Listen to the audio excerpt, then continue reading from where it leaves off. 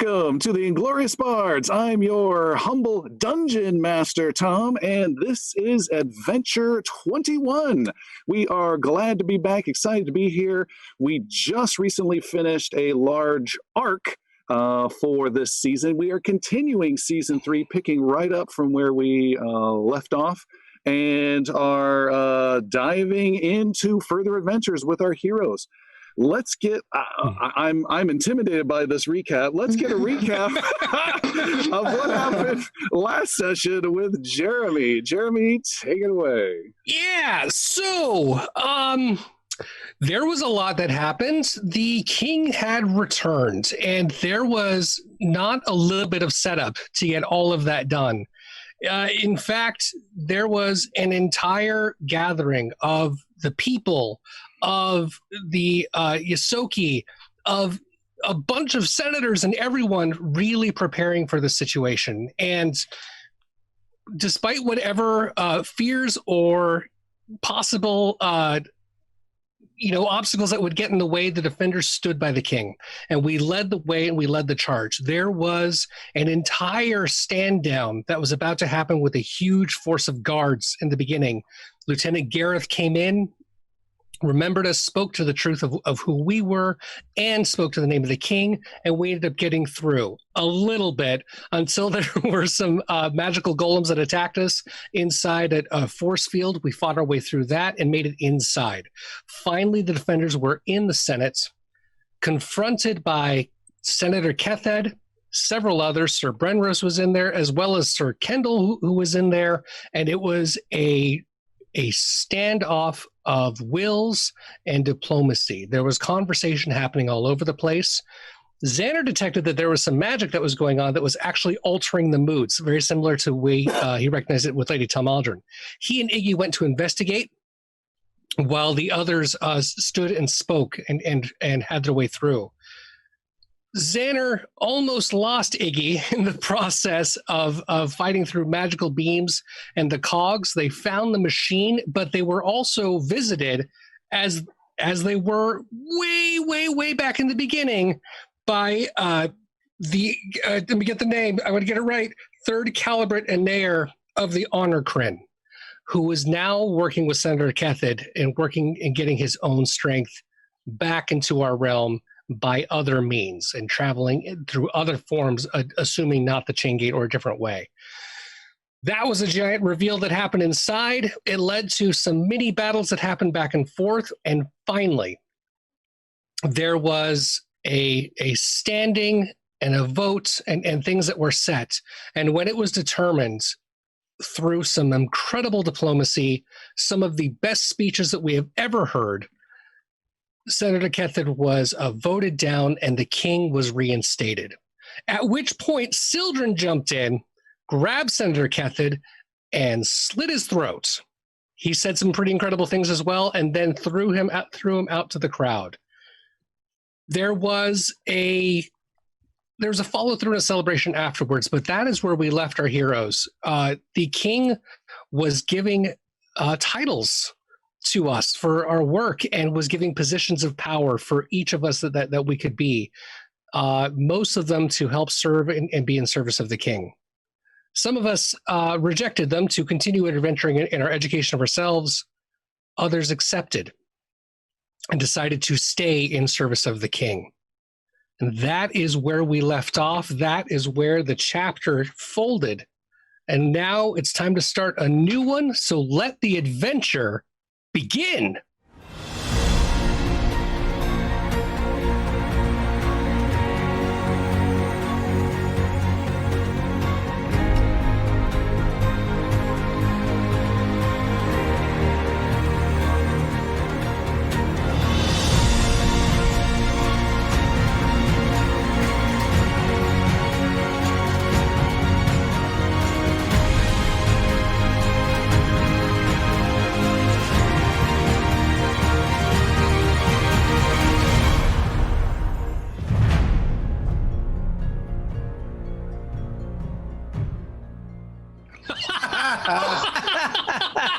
Lies.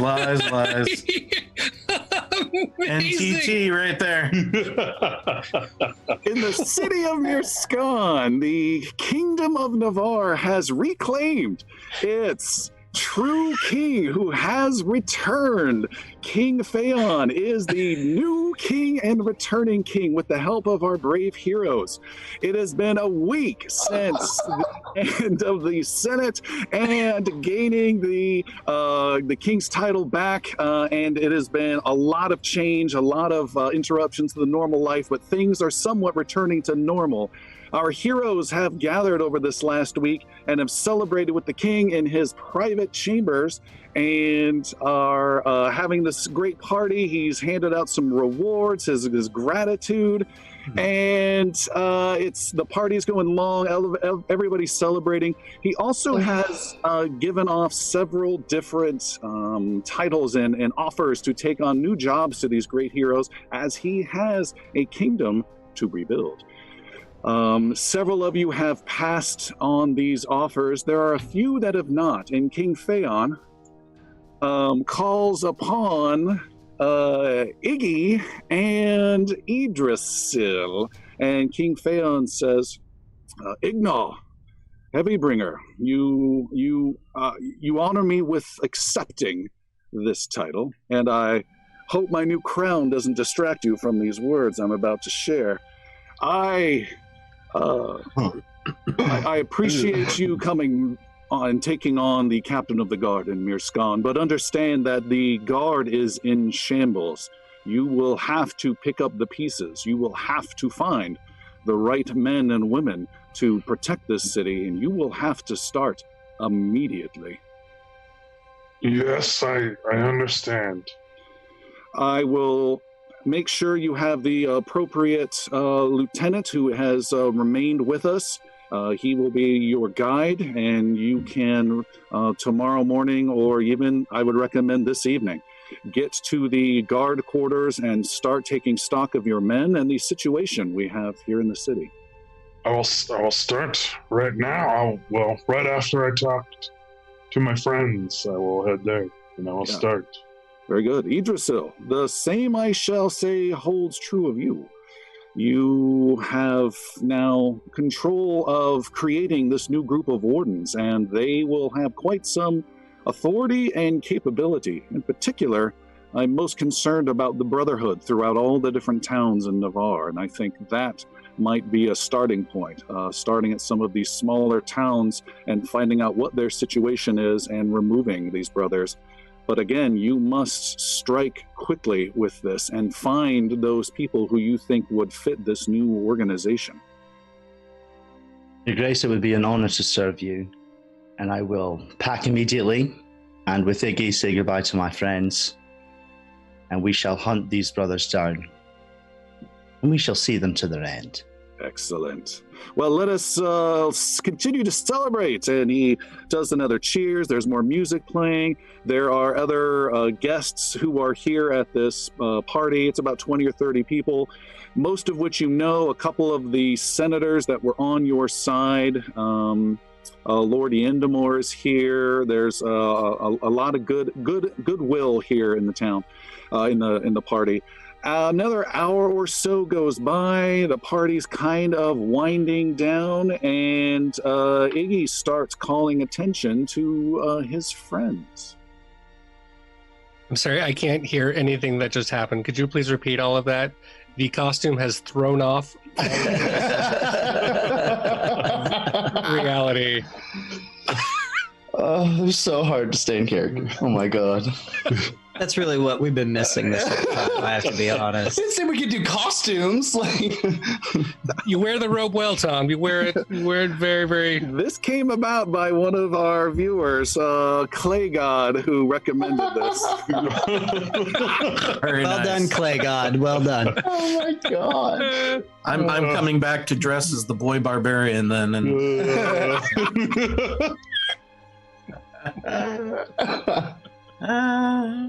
Oh my god.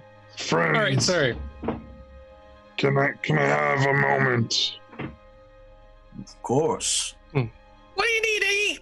Well, I say friends, but most of you are like family at this point. I must part ways with our group.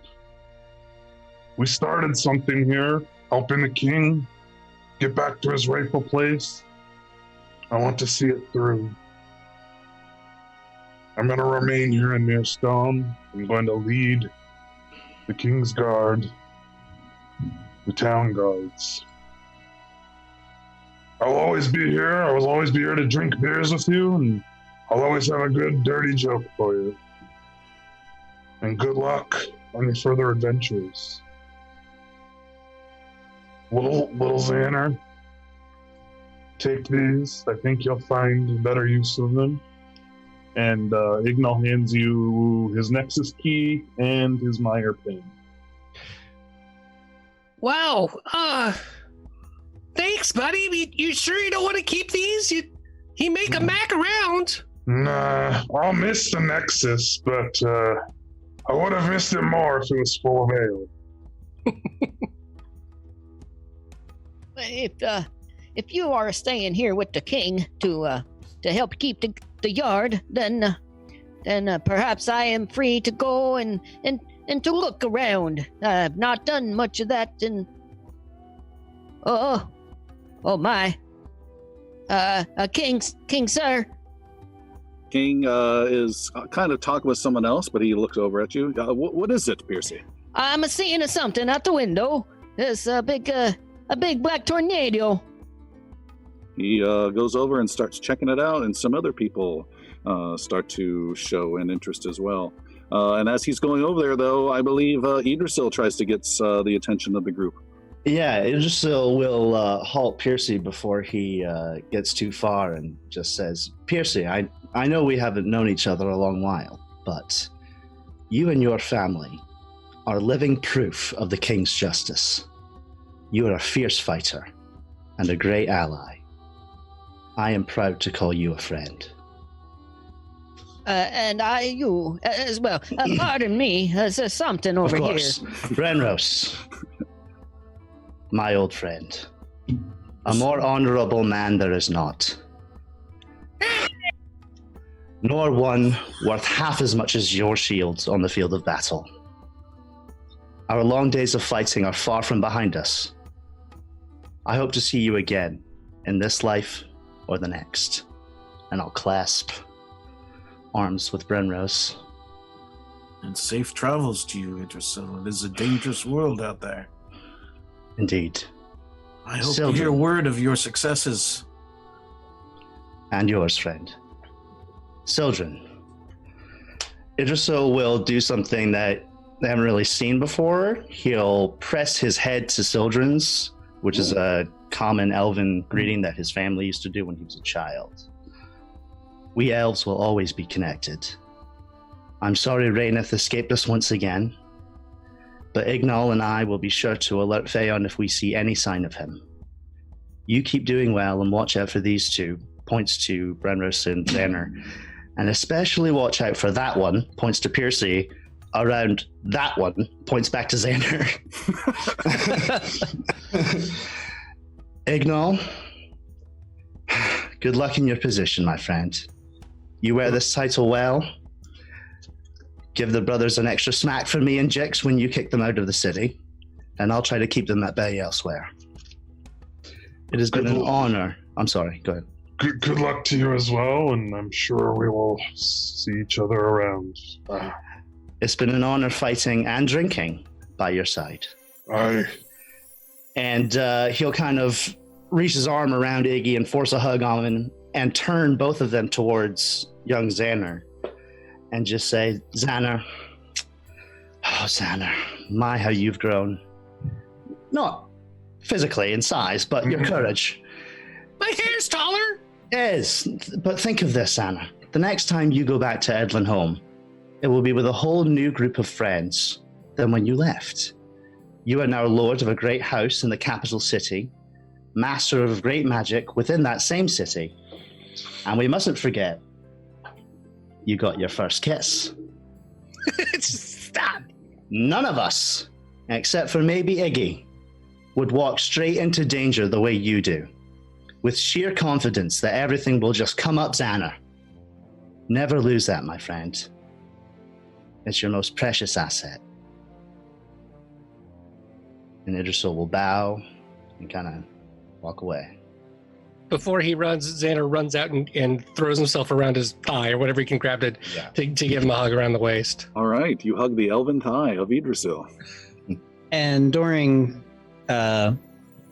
Idrisil's thing with Sildren, so even though he didn't really give him time to say anything, he did sneak in. I just wanted to. May your arrows always fly true in that moment. So, But I'm keeping the bow. wrenches it out of his hand. I don't know. I don't want to spoil the mood too much. But you said, Xander, no one like you charges into danger. I really wish you would stop doing that. Yeah. That's what I thought you were gonna go. If I'd stayed around, I might have said that. All right, and with that, Idrisil waves goodbye, and he disappears from the party and heads off to start this new group of the Wardens. There's a few more drinks shared and skulls slammed into each other and mention of good times. And then Iggy bids a fond farewell and heads off to get a start on his guard duties. The rest of the group is brought towards Piercy, who keeps pointing out the window. You can see far across the city, far to the west side, which is covered on our map, unfortunately. Actually, I might be able to move that. You can see there is I'm trying to move it now. There's an area called the Pits. There we go. It's a black section between the Low Bricks and Imore district on our map here.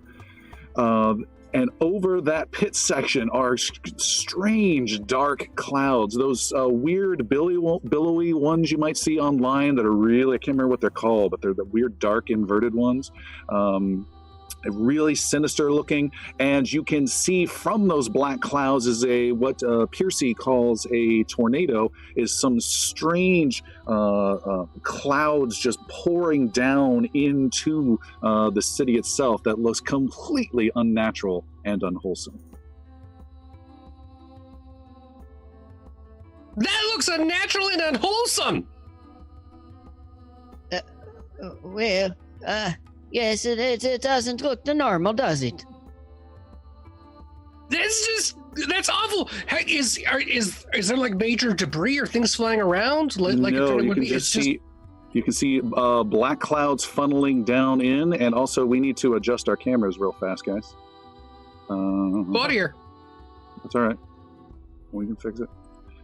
So yeah, you see all these clouds and stuff are pouring down in. There's no debris. It does not seem like it's a true tornado of any kind. That's the pits, isn't it? Yes, that's the Pits. It is always the Pits. To see a black tornado coming down in the hole like that.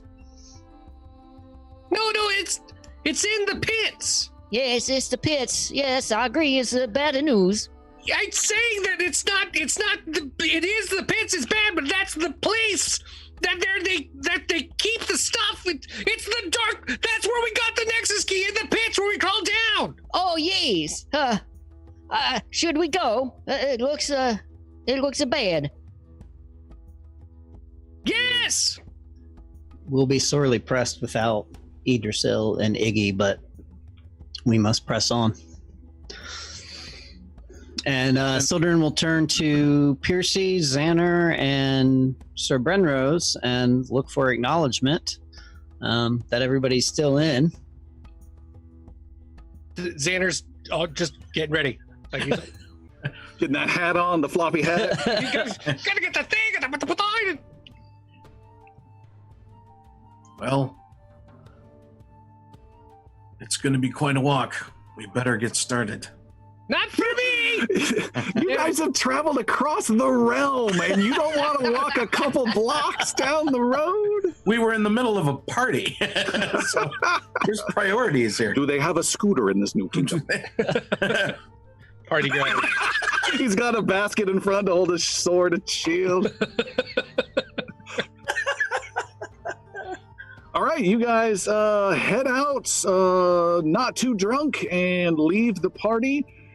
And really, you guys are about it. The rest of the town authority is in a lot of disarray, and the only reason it's not too massively dangerous is due to the celebratory nature of the city the last week. And then the most dangerous parts of town on the west side are really under the control of some folks who seem a rather dark and seedy type, but they're really keeping things in check. You've heard over the last week as well. I almost like the cinematic trailer for Skyrim where like everybody else is like running away and there's like the three of us just like marching towards the danger. Right. Yeah, about that. Are there people running away? Like, is anyone reacting to the giant freaking black funnel cloud that's happening? You're too far away. So you're now leaving the castle right now, and it's the four of you. It is Sir Brenros, Xander, Sildren the Druid, and Piercy the Swashbuckler. The four of you are now walking down the streets. You can see some people are leaning out windows and pointing. As you walk closer to the streets are fairly empty, or people are just stepping out and looking, but there's not a lot of motion. As you get closer and closer, the streets get a little more packed as people are just looking, and you have to weave your way through and tell them to get out of the way.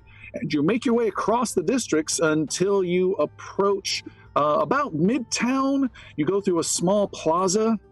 Again, some people are gathered. No one's really doing anything, but they're just looking. You can hear the sound. It's like a very loud wind sound, but there's no thunder. You don't see any precipitation and still no debris. And it just looks like a whole bunch of clouds are just funneling down in and funneling down in down into an area in the city.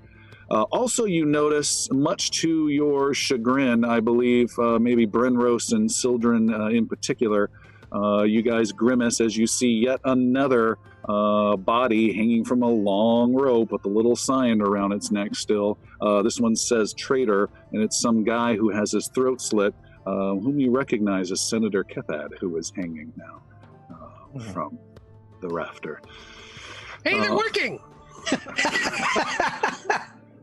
I assume you don't make any effort to cut this one down and carry on. No, It's an appropriate place. All right. he got what he deserved.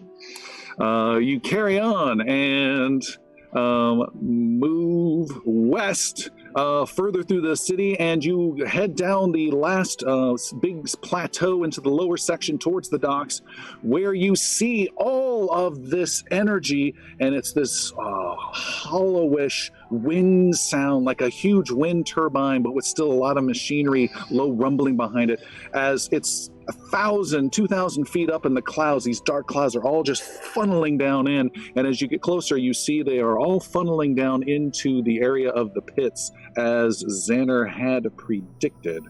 You guys make your way through several small little intersections and are carefully approaching, and you can now are getting right on things and can see that it's all funneling down into the deep pit that you had been into some time ago, probably about 8-10 adventures ago is my best guess. And you see it's all funneling down in there. There is no one around. Everyone is hiding from whatever this is, except there is one oldish looking guy sitting on a stool next to a chain on the edge of the pit, who's just sitting there kind of looking bored as you guys approach. He's going to want to get paid. What's that? All this stuff is happening. He's just sitting there, like, Oh yeah, chin in his fist. yeah. He just battened down and just holding down the fort during the tornado. Chained himself to his chair. Yeah. And so that's what you guys see. You can see the giant pit. So this area has two pits that are separated by maybe 100 yards or so, and this is all pouring into the deep pit. This is where a lot of trash and debris and crap has been thrown down by the locals in this area. Sometimes a disreputable person might get tossed down in here from time to time. No one asks many questions. You guys were in here recently going through a temple whose ruins were down in here. And right now you have all of this energy, and it's just these clouds just racing, black clouds racing down. You guys are approaching the edge of this pit. The energy starts to become very focused and very narrow. It ends up in a 5-foot section that goes straight down, right down the center of the pit. And as you guys get close, and this is a wide, I can't remember exactly how wide it was, maybe 80 feet or something like that, 80-foot wide pit. And it goes down several 100 feet farther than you can easily see. And it's getting dark out as well. And what's freakish, I forgot to mention, there's still bright moonlight coming in from the side, and you just have this one section of clouds all funneling in here. So you can still see with that light. But down below, you can see there is essentially, it's like a core has happened in the city, and it's come down and it's cut through some old sewer lines. So you can see a couple exposed, big, tall, wide, maybe 5-foot tall pipes that are now bent, that are made of stone and crumbling and maybe jutting out from the edges of this rough rock or dirt, and just pouring out maybe some water from sewage. Down further below, maybe another 80, 120 feet or so, are some strange ruins. That's where you were at before, at this temple that was kind of jutting out. And then it goes even further, another 50, 60, 70, 80, 100 feet down below that. You can see there is a jutting, almost like a third of a tower that's jutting out of one side of this pit, way down below, 200 so feet down below. And this tower has a window at the top, has a big set of double doors you can just barely see, and then it keeps going down further, and that black energy just keeps going straight down the center, is what you can see. Was that tower there before? The temple, you mean? The temple? Yeah, no, you said there was a tower. Yes. And on our previous visit here, was that there before, or is this something new? I don't know. So, Sildren, I remember when we were here, if you recall, I was an ant, so I could be a little bit closer to everything. There was a different entrance, and it looked like something jutting out to the side that people were throwing themselves off of into the pit below the ruins where we were at. Mm-hmm. We obviously thought bad things of it, but we didn't come back to it.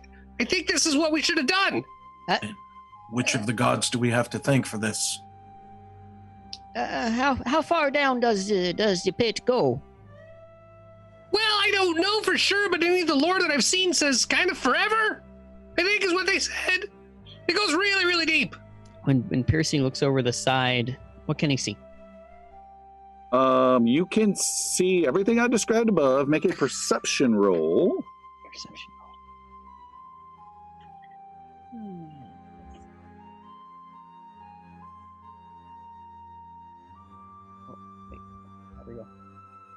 Ooh, nice. 31. 31. Well, first of all, right below, you can see a dungeon master getting really hot, questioning the decision of this top to his costume. But then beyond that, you see you can see everything I described, but you can also see at that tower, the double doors at the base of it also has this same black energy that is pouring out through the doors and cascading down. It's almost like it's black, shadowy water that's pouring out through the doors and going down. And then you have, what kind of vision do you have? Do you have low light? Dark vision. You can see that all of this hits a big garbage heap pile that is mammoth. It's probably 50, 60, 80, 100 feet itself. That's even further below the tower. You're seeing way down there now. And it's hitting this this garbage pile and just kind of spilling all over and oozing down is what you can see. Sildren turns to Brenrose and addresses the question that he had asked. I don't think there's a god to blame for this. I think it's, if I had to guess, Raineth, the creature we have fought once before. Well, this merits some investigating then, I think. Okay! Xander cast 2 spells on that cue that he was just waiting for Brenrose to say. He immediately casts Fleet Step to make himself go double his speed. All right. And then he takes his hands and starts creating this black aura, and this like ooze and goo starts sticking out on his arms, and starts sticking up his arms onto his body as he kind of like folds himself into this black ball and comes out and gets bigger and bigger and almost triples his size to become a large form ant. Okay. But we're going to become a catatami ball and like go over us and roll us along. But yeah, it spreads out. So Brenros, get on! I'll carry you down there. Who are you? Brenros will use his riding skill and try to mount the ant. There's no reason to do it, but let's go ahead and make a riding roll, because that's just inappropriate for poor Xander, I think. Let's see. That's just a what is that? What do I think roll? it's nature? Straight 20? No, nature? Yeah. Which is it? Straight 20? Nature. Nature? Okay. Yeah. Nature roll. Who rolls this? A 20. All right. He's a little difficult. Needs to be broken in. Needs to learn its lesson a little bit. Stab it with the heels! Maybe a little castration might help calm things down a little bit. He's in heat. Brenros just tries to make this as comfortable a ride as possible as he mounts with full armor, and takes his steed. All right, so you have a fully armored knight on top of this strange ant with the face of Xander. Is that correct? Yes, little antennas, but Xander's face and the voice is just a little bit off. Okay. Speaking. And what's happening with what's going on? So as soon as Brenros finds his seating, Xander just turns his giant head and, Sildred, you're next! And then starts and climbs down the side of the pit and starts heading straight down. Okay, you were heading straight. Brenros, you do have some sort of controls. Do you agree to this? Are you moving somewhere else? What's happening? I give him a little jerk to let him know I could turn him.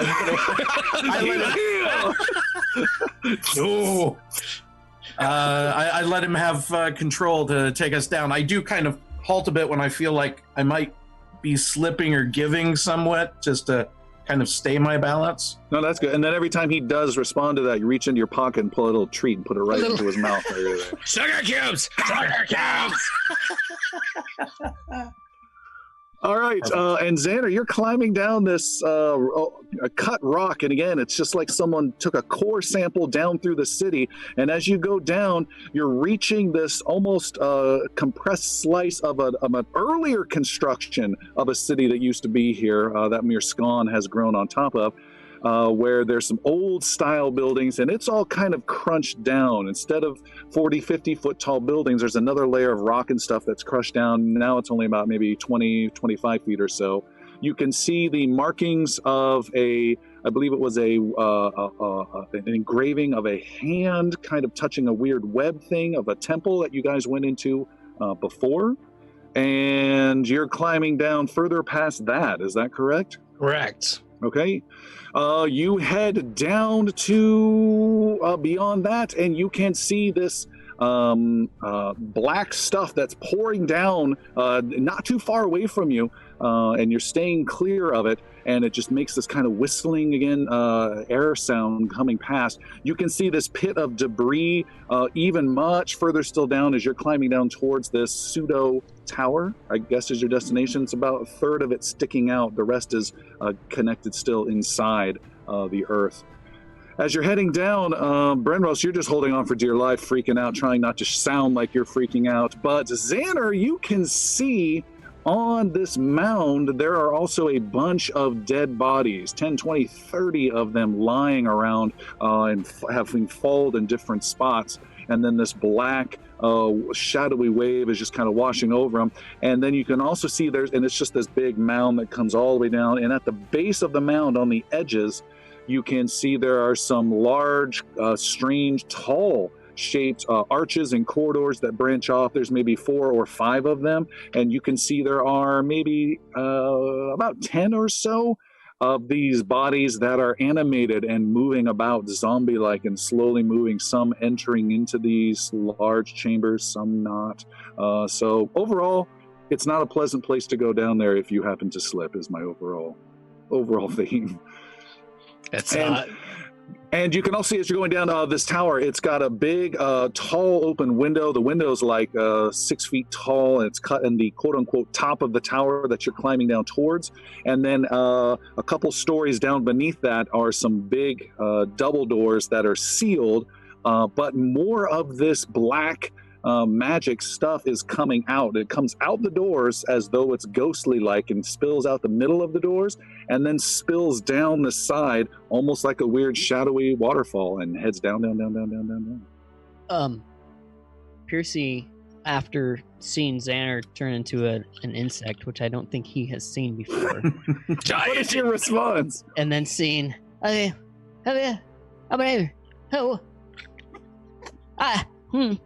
Well, and he sees Xander, or he sees Renrose jump on, and he sees them go down. He just he kind of looks over the edge again, backs up,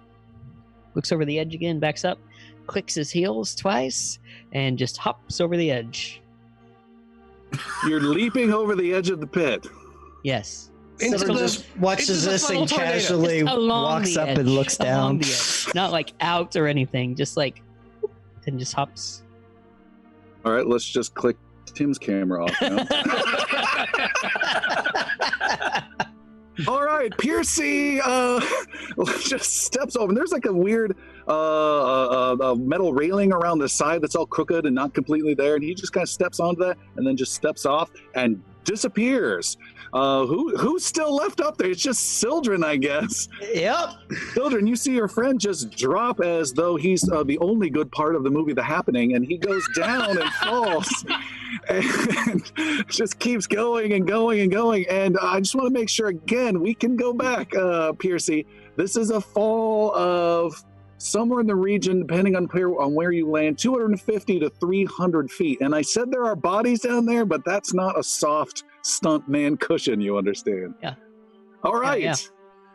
Xander, out of the corner of your eye, you can see, you look and you see Sir Brenrose kind of giving you a thumbs up, but he's like grimacing really hard because he's like to the perpendicular, like leaning back. He's just but then on the other side, you see dropping sickeningly the king's tabard wrapped around a falling mouse as Piercy comes flying down. The tabard is up in his face, just like, It's not a parachute! Oh my god!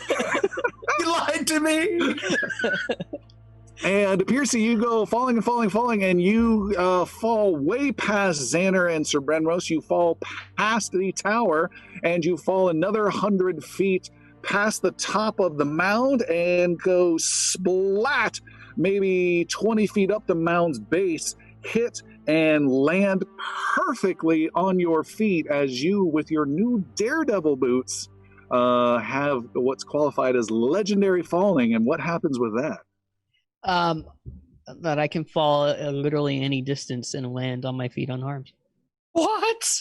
What was that? The caveat is it doesn't mean he doesn't take damage. He just falls on his feet. Oh, it does. It does. 9,000 damage, but he's upright. You land and you strike that awesome superhero pose with one knee thing and rise up. And you are just like, oh, it feels so good. And your boots kind of have like a little vibration to them as they get that impact.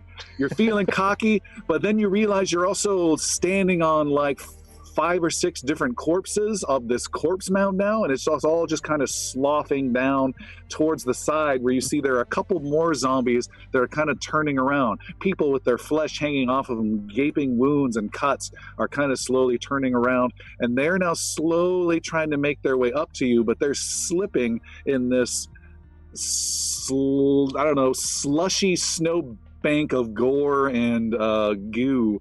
And that's your situation. Oh, and essentially they're crawling, they're falling down, they're stepping, they're pulling bodies, and that's like the old shingles on a roof that's kind of making you slide closer and closer to them, Piercy. Yeah. So what do you want to do? I see you have fared worse than me in this fall. I start. So now, how Did you just far? insult a zombie? Bond mode. It's Bond mode. zombie. Make a will save. So now, how far above me is the ledge that I dropped past? Of the tower? Yeah. You have two possible entry points there. You've got these closed double doors where the black stuff is coming out of, and then you have 3 stories above that is a tall 5-foot window, and Xander's above that, maybe 40 feet, crawling down towards the top of that.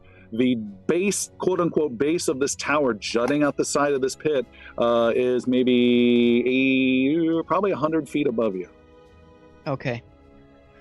All right. I see the zombies. I start mountain climbing, stair stepping up the pile of zombies. Probably Your not boots are making never much going to headway. smell the same again. They're I know. brand new, man. Yeah. So, one of our viewers here, older than, made a good point. The boots only work on corpses. That's their catch. You throw your friend down first, and then you jump. I look up at Xanarant. I think I went a little far, but hello, I come up to you. I'm going to get you. You sit right there. I'm going to come and get you. God. And that's where that is at the moment, I guess. Sildren, you're back up at the top, and you're just looking over. You just kind of cock your head slowly to the right, and there's just an old guy just kind of looking right next to you at the same time. Did he just do what I think he did? He did. I see a lot of that. Let me tell you, not worth it. Stay here. Or So if I'm you're gonna go gonna over and sit down and start talking to him.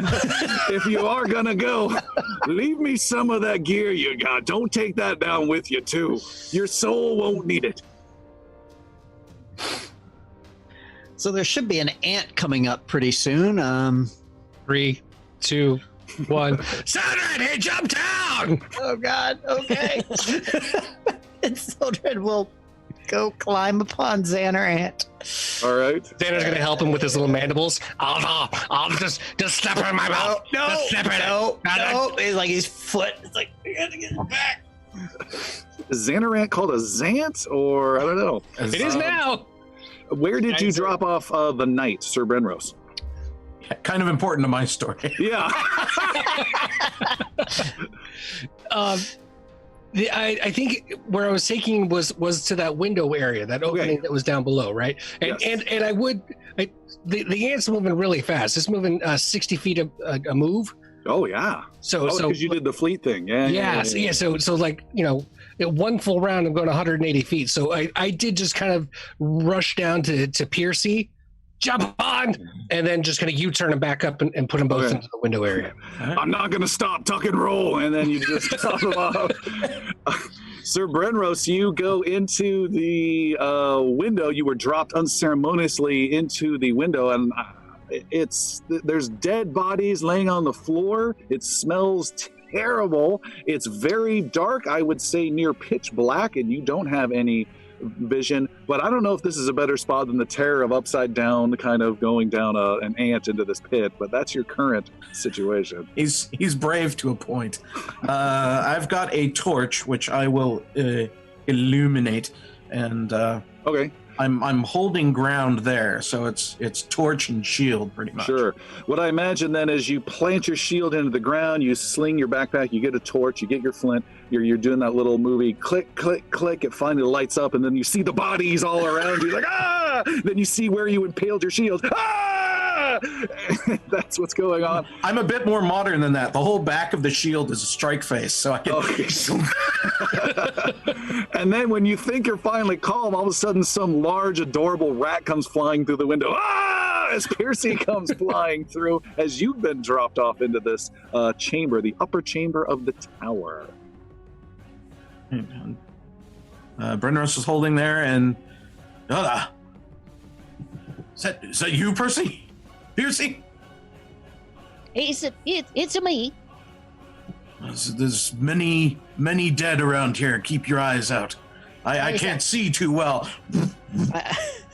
I stepped on a few of them down below. Keep your eyes out in here while we wait for the others. Sildren and Xander, you guys are climbing down without any problems whatsoever. I am so not used to crazy climbing rules being necessary for these kind of moments. This is cool.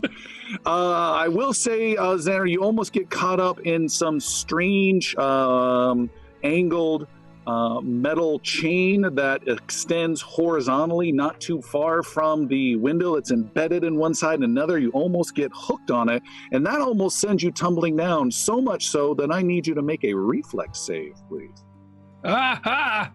Reflex. This is our first roll. It's a third roll. It's a 23. 23. You are able to see it the last time. This is like a helicopter with like a telephone wire. At the last second you see and step over to the other side. You get to the window and go inside. Sir Brenros, you give out another yell as a crazy ant spills into the darkness through the window.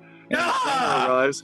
Xander, you didn't drop anyone off this time. You went through the window, which is not as tall as you and a rider. So, Sildren, you take 1 point of bludgeoning damage onto the head as you come through the window.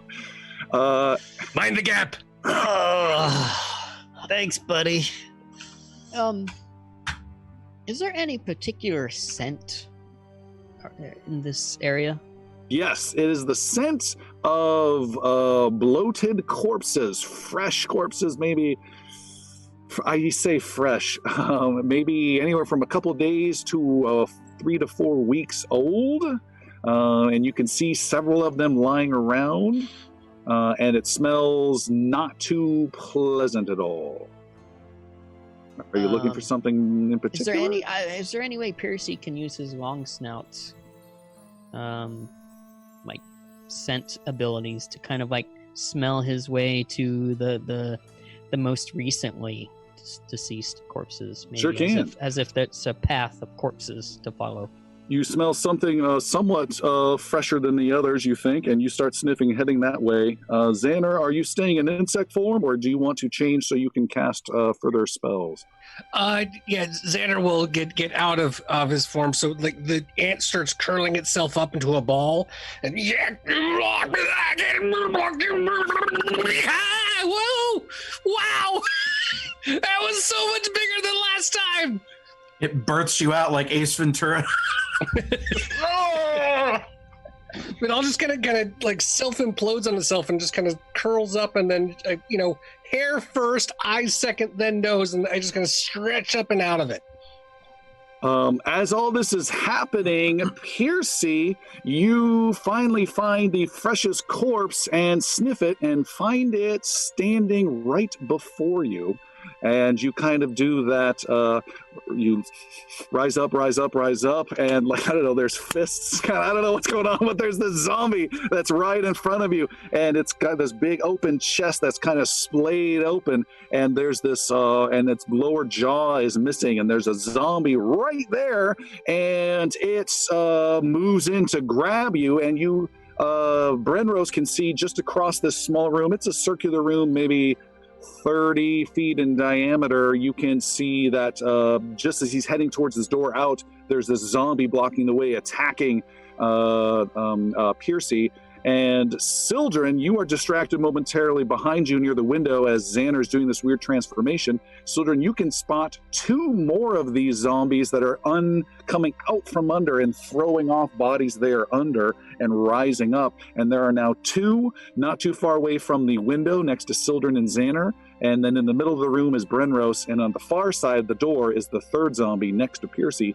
We have a combat on our hands as these things are closing in. And so Piercy, let's go. Piercy looks at everyone and the zombie and says, "After you." All right, so you're doing your after you feat. Do you want to describe what that does? That gives puts me last in the order of initiative, but it gives me instant panache. Nice. And then that's useful for doing cool bonus damage and stuff. Okay, so that's what we see right off the bat. Sildren, you are first with a massive roll of 30 on initiative. Nice. Woo. So there's zombies. What's the closest zombie to me? 10 feet away to your left. All right. Sildren will just say we have company, and he will extend his hand, and bright white light streams from it, and he casts Disrupt Undead. Good luck. Whoa. Let's see. Oh, please work. Oh, let me see if I can get a roll in here somehow.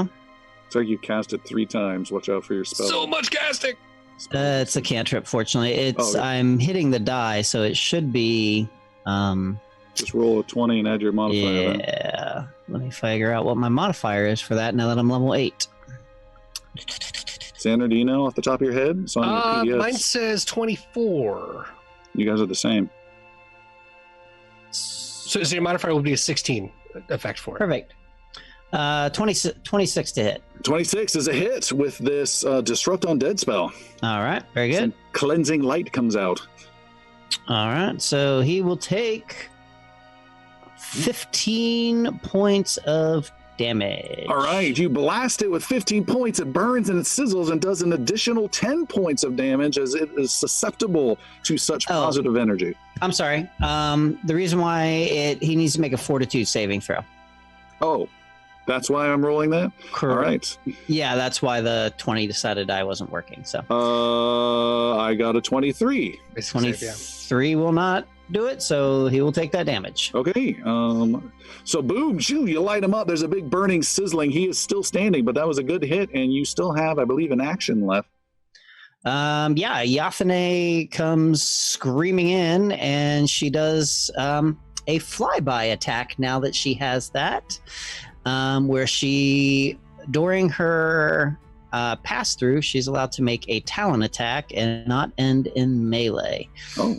So Sweet. she will do that. So she's flying by. Yes, she flies by. So in her 60-foot arc, in the middle of it, she's just raking her talons along the zombie and then passing by. Okay. And she will roll 21 to hit. That's a hit. Sweet. And she will do 9 points of damage. What type of damage? That is slashing. All right.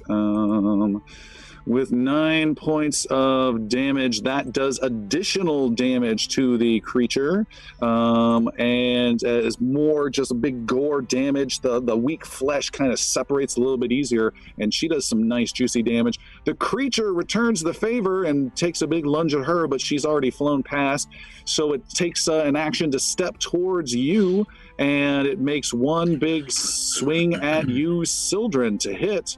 For a 30 to hit. That will hit. You have been hit for 23 points of bludgeoning damage. Ouch. All right. And that's it. They don't get many actions. There's another one that slowly lumbers towards you, Xander, and reaches out with a big, meaty grab punch thing. No, it's a punch. And no, scratch that. Totally scratch that. It spends an action to rip a hunk of meat out of a body at its next to it and throws that chunk right at you. With a 30 to hit. Gross! It hits! For 20 points of damage. Boom! Xander is hit hard. Extra gross! Ranged zombies. You got a guy right next to you. He swings with a 23 to hit. No. And a 23 to hit. Tries to grab, just does this moaning, trying to get you, but cannot. And A rough Bread day Roast. to you too. Brenneros will draw in close to. I don't have a map in front of me, but we'll see whatever zombie is closest to me presently. You've got a very tight Y. Down the long length is Piercy with one, and then down the two branching Y portions, if you will, range-wise, by the window, are your two other friends, Xander and Sildren, who each have a zombie next to them. And is there a middle ground to that where I could engage with both of these zombies? Are they No, they're about Close in that 10 feet regard? apart. about 10 feet apart? I will approach the one that is throwing stuff at Xander. Okay. That's one action to go over there. And this is difficult terrain in the most gruesome way, I might add. It's not sure footing. I'm imagining I was carrying a torch, so that needs to go away. and drawing my sword, which I don't think was out at the Okay. time. So the torch just gets dropped for free. The sword's out. You still have one action left. That'll be an attack on the zombie in front of me. Good luck. Dealing with Xander as well. Where is that? Sorry, it's been a couple weeks. Here we go. There it is. 28 to hit. 28. And actually, we'll say you have flanking there with Xander. Oh, yeah. It's attacking. 30 to hit. That's a big hit, and that is a critical hit. Yes, Whoa, there we go. critical hit. Okay. I don't know why that rolled. Sorry. Ignore that. That's massive, though. It's a great. You're still critical. 14 plus. Oh, God. Oh, terrible roll. minimum damage. 14 plus 8, 22. 22. However, the sword is also enchanted to disrupt the undead, Oh, as my divine ally steps in and is enchanting the blade. I cannot Whoa. recall what that does. That is a d6 Oh, okay. of damage, which is 2 more points on top of that for 24, and because it was a critical, it is now enfeebled 1. Oh, and you also get to double that 1d6, another 1d6. Oh, I believe. jeez. 24 becomes 27. 27. You do absolutely no damage to this creature. You slice into it. There's blood. There's kind of this holy slash from the disrupt undead magic. There's blood and everything. It's still standing, but it stumbles and takes one step backwards more than it should have. And out it tumbles out the window, falling and falling and falling and falling. With it just like this pool-like explosion as it hits all these bodies underneath it, and there's just this weird rippling, and then slots, and it's still alive, and it's limply moving an arm, but it's sliding headfirst slowly down the mound. Gonna take a year for it to get up where we were. Okay. So That was my last action. Xander. Wow, gross. Okay, so Xander will turn and Piercy is between he and the zombie that's right in front of him. Is that correct? Correct. There's one next to Zildren who is between. So Zildren's between the zombie and Xander in the other direction. Correct. And that one is maybe 10 feet away, and Piercy's is maybe 30 feet away. Cool. All right. Get it. No burning hits. All right, I'm going to heal you guys later on. Xander will cast a flaming sphere on top of the zombie in front of Piercy. Okay. That's a reflex save? No, it is. Zombies are not known for the reflex save with an 18. They're not. That is not a pass. There's a fail. So you will take the full brunt of 16 points of fire damage. All right. He is lit up. And that is this one right here. Flame ball appears. It starts to burn him. It sizzles. This was at Piercy's? That was at Piercy's. Piercy. It almost smells a little good. And I'm not going to lie. So with my last action, Xander's gonna now he's got that flame ball over there. He will spin and throw his hand the other way, and he will throw an elemental toss of a swirling little fire at the other zombie in front of Sildren. Okay. And that is going to be an attack roll, and that was the 33 to hit. Ooh, that is called a critical hit. Yeah. So Right he in the blasts gibbet. him with 18 plus 13. That is 31. Hang on, math. Yes, 31 points of fire damage. All right. Sildren 31 sees points. fire coming from Xander and like flinches. 'cause it Instinctively. doesn't- Yeah, could be area of effect for all he knows. All right. I've got good news and I've got bad news. The good news is Xander, you immolate that creature and it burns up and makes this big and it burns and it flames and it's got that clumsy 1970s fire suit stuntman where you can see it's not the real actor at all kind of motion going on. Got him. And it crumbles and drops, but as it does that, there's weird pustules and big things of nasty sickness that get heated up and pop, spraying little goo about anyone nearby, which thankfully, Xander, is not you. No, it's not me. I'm fine. Sildren, make a... Let's make... No, there is no roll at all. Sildren, you are immediately suffer from the sickened 1. condition. Awesome. Sickened 1. Everyone fight with your mouth closed. And then last but not least is Piercy von Skietenlever. There is one left, and it's next to you. It's been slightly wounded. Perfect. Is my sword out? Yes, let's say it Okay. is. All right, then I'm gonna swing at it. You look like you're not quite totally dead yet. Let me help you out. 25. 25 is not a high roll, but it's way high enough for a zombie. You hit. All right. Nice. Ugh, only 13. 13. Was that with my plus 3? 5, 6. Yeah. Okay. Yeah. I'll And- swing. And hold on, and also just a reminder, if you guys get criticals, you can also shift click on the damage. It will roll twice and add it all together. Oh, good reminder. Thank you. And if you have any special, like, deadly keyword that's part of your weapon, it'll know that to do that with the shift click, too. It's really handy. Hot dog. Okay. Continue.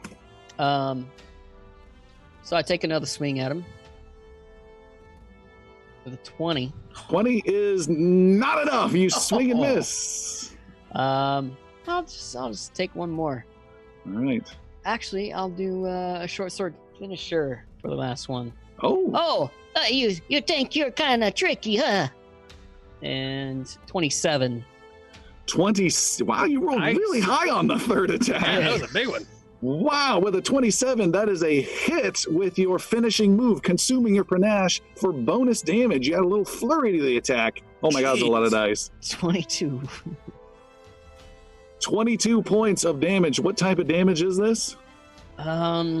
Mostly piercing. And Mostly. 1d6 of fire. All right, then I've got another good news, bad news. The good news situation is you have slain the creature. It drops, you skewer it, you put your boot up, and you pull your rapier back out. The bad news is that wound that you popped, that you're really close to, is this big white zit that's about the size of a grapefruit. And as you pull it out, it finally gives way. It pops all sorts of goodness in your direction, and you are sickened 1 as Okay. well. And there's I'm no sickened roll 1. for that. There is no roll, I'm afraid. But when we're going to make this one a little tougher than normally sicken, you can get rid of with one action. This one will go away automatically in just a couple minutes, so it won't last too long. I also show you having a wounded condition for some reason. Okay, I'll fix that. It might have been from last session or something. Yeah, and now triple sickened. You're Yeah, really yeah, sick. I'll fix that too. So sick. But at the same time, Xander, as you see that, you recoil in horror at this goo that you were thankfully not being afflicted with. Gross, Um, gross. Thank you guys for taking all that. You step back It's away from the that. fire that's causing it. And I look at don't know that. Xander. Xander, you take a step back away from that evil goo, but unfortunately, in this dark area with all these strange little alcoves and bodies, you don't see any. You think you see some more movement, some more zombies. You're not sure. You're not quite sure. You're sickened by what you see. You take another step, and some sort of skull section that's old sinks underneath like a rotten apple, and you slip backwards and stumble back out the window you came in. You fall back and tumble backwards. Before you can think to cast a spell or do anything, you yell and yell and yell as you fall out and scream, because this is just not a Xander situation. And as you fall backwards and you start to drop, you are saved as a slender halfling hand reaches out and grabs you by the collar, and you look up and find yourself hanging upside down, right side up outside the window, and you look up and you see there is a friendly halfling thief you've seen before looking down upon you. What? Ah, You're muted. you're muted. Am I muted? Banner, you snoopy little devil! You better not try to steal another kiss! You look, it's Palik. You're still still here? Have you been in the pits this whole time? No, of course not, silly.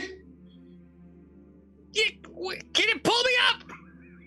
I don't know. Can I trust you? No! Well, then why would I pull you up? Don't drop me! Come on up. Come on up, cutie. And Palik, you pull Xander up, who scrambles, who's like smiling and terrified and smiling and terrified. You bring Xander up, and Xander, right before you was Palik, the halfling rogue who you ran into. She was part of, it looks like Christopher is in absolute tears. What's going on, Christopher? Unmute and do tell. He's in absolute tears. I can't.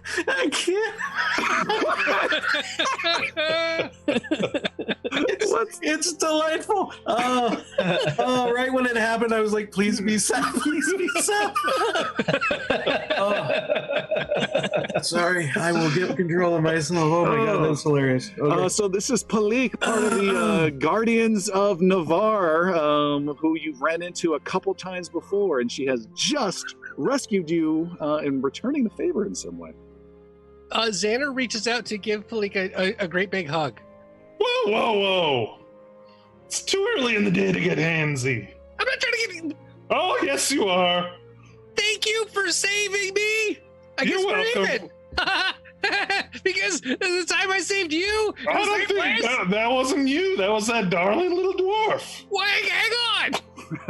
I was the one that cast the spells, and he couldn't even get in there. If it weren't for my magic, That's not how I remember it. I just remember you stealing a kiss. Yeah. I feel like maybe... Shame on you. Shame, you know your name. Shame on me, Xander blushes. And Speaking of- Sildren has his head out the window. He's like, if you two are done flirting now, let's go. And speaking of great big hugs, Sildren, you are hugged from behind by rotting arms as a zombie with a wobbly head has successfully grappled you and is pulling you towards it. You try to turn and are struggling, and the zombie's head is knocked clean off. The arms relax and the zombie collapses, leaving some streaks of blood on you. You see standing behind that zombie is a panther-like man standing there in a thin robe, and he lowers a fist calmly at his side and nods at you. Everything will be fine now. You have nothing to fear. This is my friend Yaru. He likes to be called Master Yaru. I don't know if you noticed, but we're pretty far from fine at the moment. Place is crawling with undead, but it's good to have other hands here.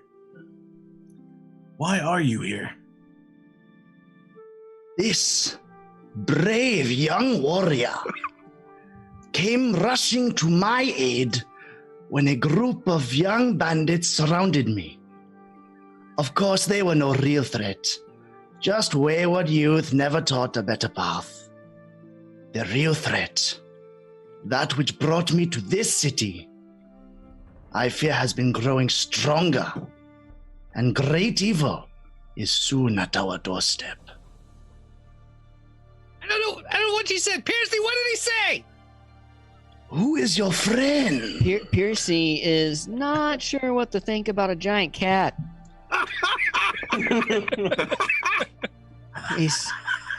Yeah, can we get a full description on Let's this? get a description of Master Yaru. I am Yaru, master of the three winds. Focus, balance, and power. You see before you only in the face would you recognize him as an old man. Everything else about him, he looks like Brad Pitt in Fight Club, jacked. No shirt, just a gi around his shoulder and some, sweatpants and hand wraps.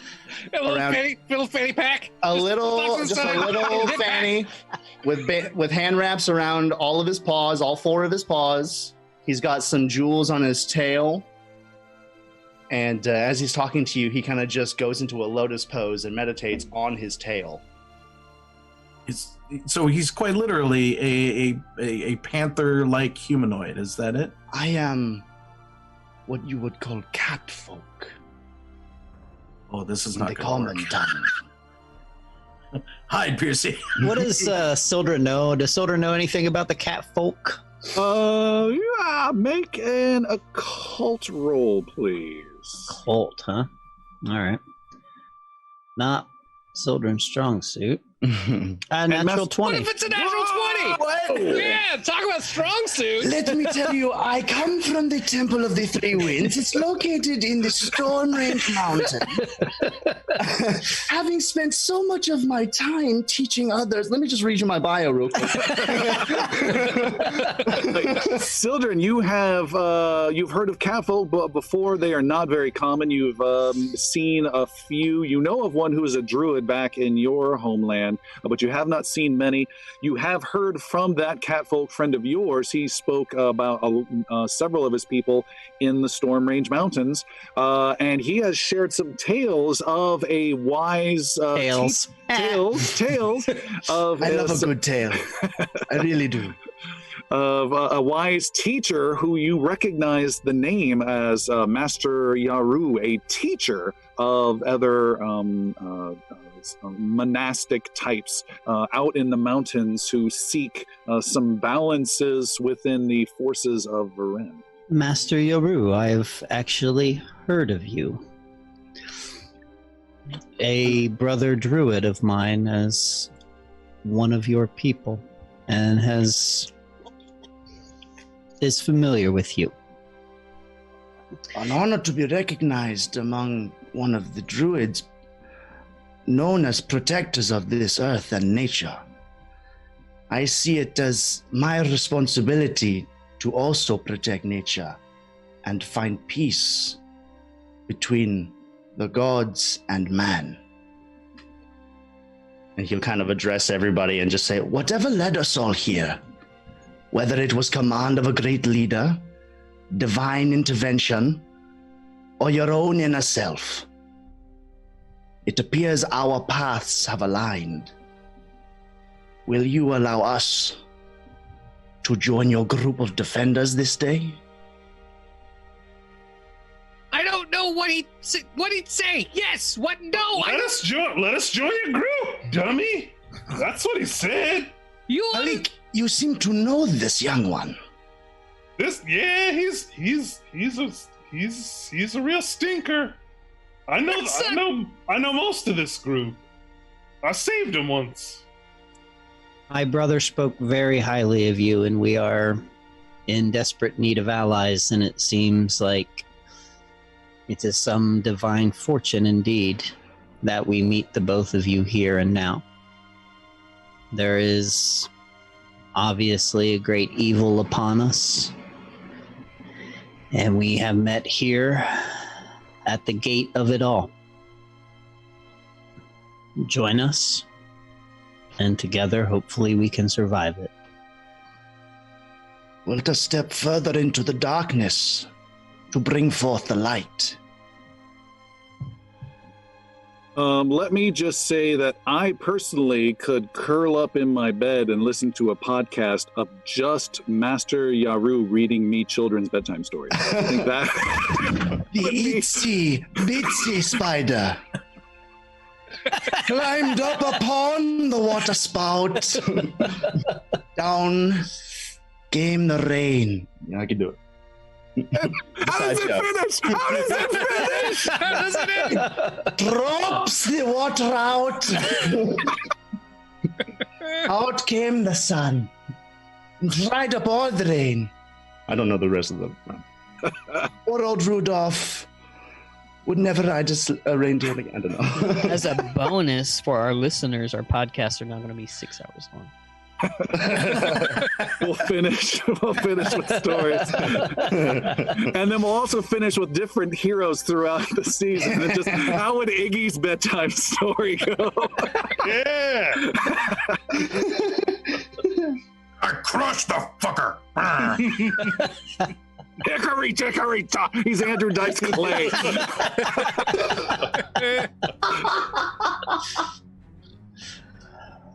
All right, you guys are in this gore. Palik, what do you have to say about this? I just Other than slapping away this little gnome hand that keeps reaching out for yours. I go up to each of the new party members individually. I go up to Sildren. Half elf, you look like a full elf. Oof. Halfling, you look like a fooling, I guess. And then I go up to Brenros. You must be the silver fox of the group. Woohoo! And Xander just stares at Brenros and does the eyes, watching you. And who are you, little rat? Yes, who are you, my friend? He's licking his lips. Nervously. I can smell you from there. You don't need to get too close. Hey, Don't move fast and throw the ball the other way. I love how we brought in Piercy's like natural enemy in cat form. I am a friend of the king. I used to be his personal yard, and now I have met these other peoples, and we are fighting together. I'm Palik. What's your name? I didn't understand any of that. What's your name? I'm Piercy von Skeeton Lever. Piercy. More like have mercy. Hotsy totsy. The young does not know what to rambunctious think about female that. she is. Don't be worried about the kitty either. He's super nice. Hey, so I'm not sure I have met a cat folk before. If he starts giving you problems, just get him right around the ear. Just give him a little scratchy. He'll calm right down. A scratchy. Okay, we do the Only scratchy in my scratchy. studies upon my mountain temple have I heard of the Yosoki. I did not know they looked so delicious in person. Like he's totally cool. He's twirling got his whiskers going. It's like he I had can't low light do it. vision. Now I have dark vision. I'm just like, ooh, look. Piercy's whiskers are just twitching. Sildren, do you understand anything these animal people are saying? They are starting a ritual of consuming soon. All of this conversation between the Isoki and the catfolk is taking place while they're just walking around each other. It's more growling and Yeah, we don't understand a word. You know, it's an awful long journey from there to Miscon. Not a lot of food on the way. Well, Brenros is walking a little bit taller after being flattered in the middle of a dark tower, so he's advancing out into the hallway to investigate and make sure no other surprises await. Right. Yari will like catch up with Brenros and just, you seem to be the elder of this group. Are you in command of these men? Elder, I'm not that old, and I don't command them. They follow their own hearts, and all of them pure. Ah, the most honorable of men. And I do admire some of the philosophy that you have mentioned. I will be speaking with you when we have more time. A great honor to speak to a man so clean in a place so dirty. Prestidigitation. I don't know. Now push my lark scooter. I'm carrying a lot of weight. Brenros, you head out of the circular chamber and go down some spiraling stairs. They look a little ominous, not as drastic as the stairs behind Jeremy's background, but kind of in that broken, weird vein. And you are making your way down these stairs and heading towards a new room that is just beneath this one. Sadly, since I'm going first, it's got to be torch in hand, sword put away. But the shield is still out. Sildren will actually go second, and he has lit his Aeon watch so that he's providing light for the group. And he has his sword and shield drawn. Okay. And Yathane upon his shoulder. I extinguish the torch then and continue on. All right. How's my sound? Is it coming through now at all? You're a little Still a little quiet. I don't know why. Let's see if I can make a quick test. I want to make sure I'm coming through. Nothing changed on my end. Oh, sure, it's all us. Microphone. There you go. That's Okay. better. I did nothing but bring up the settings. Wow. Any difference now? It sounds Yeah, fun to me. no, you're much better. Oh my goodness. You're a little bit below the line, but you're good. Okay. All right, you head down and you arrive at the chamber just underneath this, and you can see in this chamber there are 3 doors that lead out of this chamber at the far side. This is another circular, say, same 30-foot diameter room. It is lit up by a glowing orb of light above. From that light descends a silver chain with a wooden handle. There are 3 doors, as I mentioned.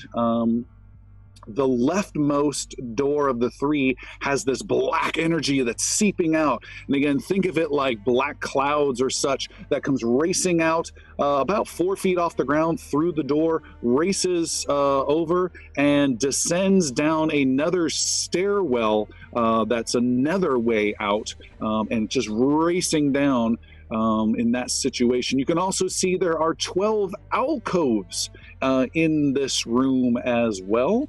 And each of these alcoves, they're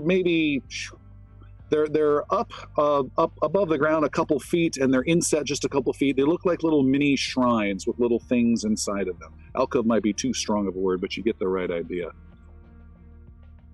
What would you like to do? What kind of things are in these like shrines or whatever? You take a look. Well, my God, so we've gone from a character who loves loot to a character who loves loot. Is that about right? Okay. Stay true. Each of these alcoves, they're small, and they have urns inside of them, of which 11 of these urns have been smashed.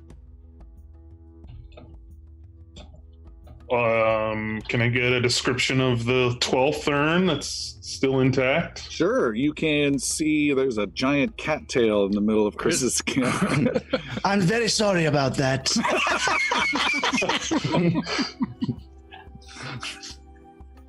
Excuse me. You can see the urn is rather plain, but it has been it has a ring, almost like a lip edge around the top, where the top comes in just underneath a little edge etching of about half an inch that has some strange markings on it. What languages do you know, Palik? Gnomish and Halfling. Okay, it is neither of those. Yeah. And there are also strange little holes in some of those etchings. You know, like where a letter P symbol might be, there's a little hole into the urn. And the rest of you can also notice, again, there's this silver chain hanging down from the center, ends in a simple wooden handle, and then that is over a 10 by 5 metal plate that's on the ground. Zaner, come over here. You're kind of smart. Yeah, yes, I am. What's this Hear say? that, friend Rose? I'm kind of smart. We should take caution at every step, in every room. Malik I don't know what tells you're me- saying. I'm going over there. Take care, young one. Palik tells me this place is full of not only creatures, but traps as well. Xander stops and doesn't go on the metal plate. He then just kind of sidesteps around the metal plate to go All right. towards Palik. And what is it that you need me to see? What's this say? I can't read it. Xander takes a look at the urn. All right, what are your languages and lores that you know? I know Common, Elven, Gnomish, Nordric, Old Byzantine, Sylvan, and Undercommon. My lores include Asmir and alcohol. Okay. You know Common? Yeah, you read this. It's just kidding. You don't recognize. If you know Old Byzrin, you are able to recognize this as the Cheloran language, the race from long ago. But you don't know that language. You can just, like it's Egyptian or it's Japanese, but you don't speak or read Japanese. Yeah, so this, Palik, I will let you know, happens to be Cheloran, which is a very ancient and unspoken language. I didn't ask for a story. I said, what's it say? I don't know. You I love stories. Hang on, You I can are learn useless. things. Useless. Oh, Xander, take two sadness damage. Like a woman who knows what she wants. While this is going on, Sildren starts to basically do some healing for both himself and Xander. So non-magical healing. In what way? Oh, no, the nature skill? Yeah. Just breaking out some herbs and stuff? Yeah, that Okay. takes, 10 minutes, I think? Sure. Yeah. All right, you do that. As you do that, I need everyone to make a fortitude saving throw who was sickened.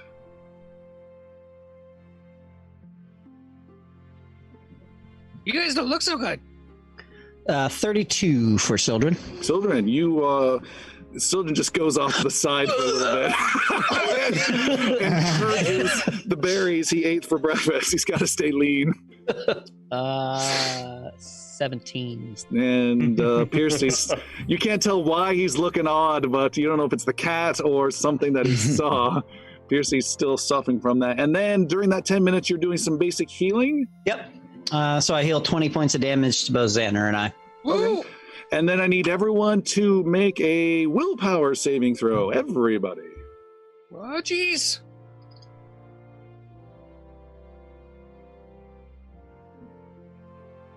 Wow, that's a lot of 24 for Sildren. Okay. 25. 25. 28.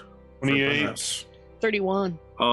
You guys feel a growing sense of darkness, an overwhelming sense of dread about this place, in particular about that stream of cloud, massive movement, pseudo-magical black cloudy water that's racing through, but it's not water, but just has some of those motions to it, and it seems very forbidding. But everyone's able to just pat each other on the back, do some healing, throw a little joke here or there, and keep your spirits up, and nothing seems to affect the group. You're all fine.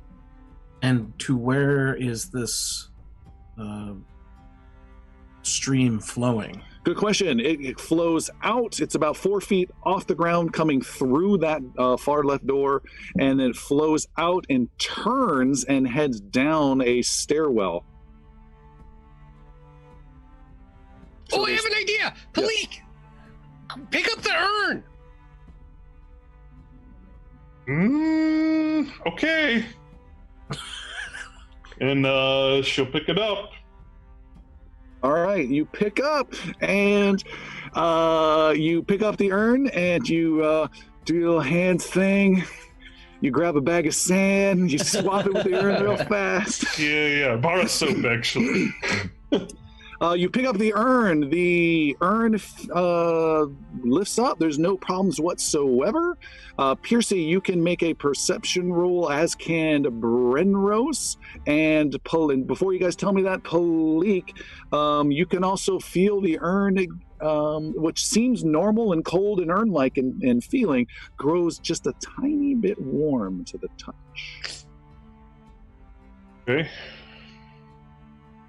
26. 24 for Brenros. Brenros, you see a twinkle in Piercy's eye, and Piercy, it's actually not you, Piercy, you see there is a twinkle across the silver chain hanging out from the center of the room, and it's a little twinkle that comes from the top and goes down to the bottom. Hey. And The chain, it's a twinkling. Twinkling. It's a twinkling chain. Brenros looks at the chain. Closer inspection for Brenros. See the twinkle there? Yeah, Sildren's actually, while they've been doing that, Sildren's actually interested in kind of investigating the silver chain and where it goes to. All right, Brenros, you look, you see no twinkle at all, and Piercy's watching and watching, but there's no twinkle, and then just all of a sudden Master Yaru comes flying through, batting at it, and no, just kidding. Twinkle, twinkle, little chain.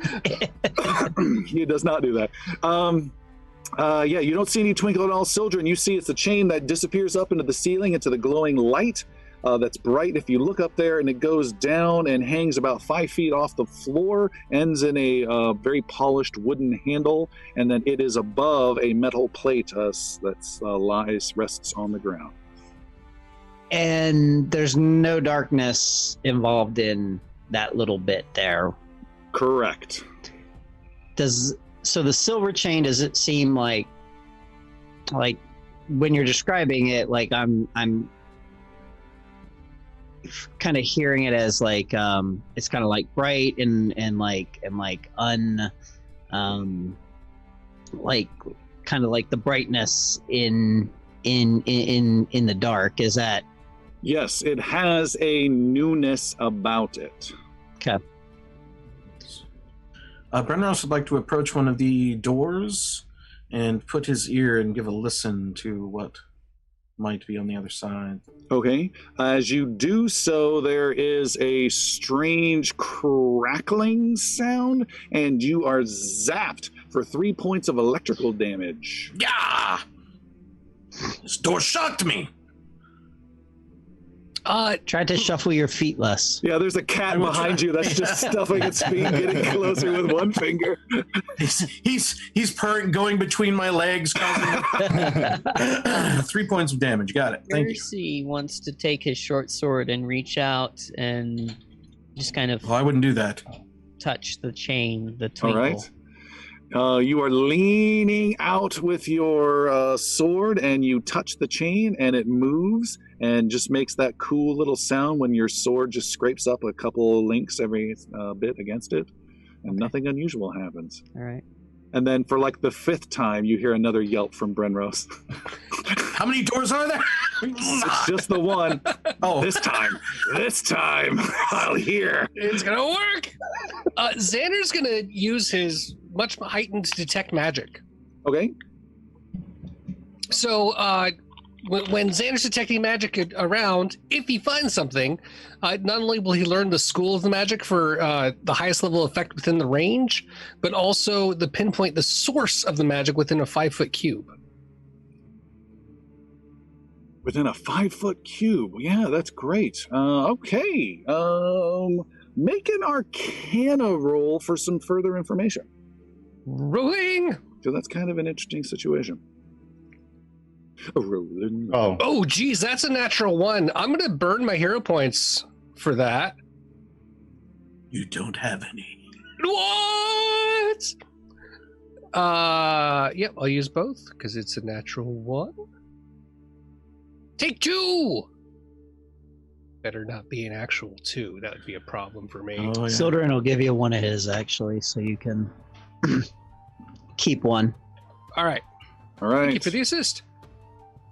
Arcana roll. All right, that's Sildren wants that 20. back. Oh. It is on a contingency basis of a 9 or higher on the roll. Total of 20. You glean that there is abjuration magic, which can deal with force fields and such, that is focused around the object within Palik's hands, the urn. Aha! There is some sort of cover or carrier or some sort of, let's say, protection around the urn. What do you mean? Well, I mean, it's kind of protected. It's got a safe. It's a magic form. It's called abjuration, but it's keeping it kind of either contained or protected. Would explain why it was not smashed. Should we try smashing it? I don't know if that's a good And- idea. Palik just lets go of it. Oh God! All right, it hits the ground and thuds and does not break and then rolls slightly, and the lid definitely does not come off and seems to be in perfect shape. How'd you do that, Xander? It's complicated, but it wasn't me this time. It was somebody else that did that. Brenros, hang on a second. Xander will pick up the urn. Okay. And he will set it back down where it was. Brenros, try that door again. Ah! And you're putting your ear up against it again? Well, if that's the intent here, you want me to put my ear against the door? Well, you don't have to zap your ear. I just want to see if that door is still blocked with the urn sitting where it's supposed to be. Wasn't it there before? No! Okay, because this really hurts. Don't do that! Yeah! Are Puts you his ear to the yelling door. as you're gently putting your ear? He's prefacing. Yeah! Yeah! This time, Brenros, you suffer 3 points of electrical damage as you are zapped again. Okay, I'm not doing that anymore. Cool, that was a good experiment! That wasn't very nice. Why'd you do that to your friend? I wasn't trying to hurt him. I told him not to do it with his ear. I just want to You see. try it. Maybe it's the wrong ear. That was the only magic that Xander detected in the room, right? Was the urn? No, I don't know how to deal with that with your spell. How the heck do I figure out that there's a 5-foot cube with possible multiple sources of magic? I mean, This pretty campaign much is just said it. ruined now by the spell from the last freaking session to now. Nerf this into oblivion. You know.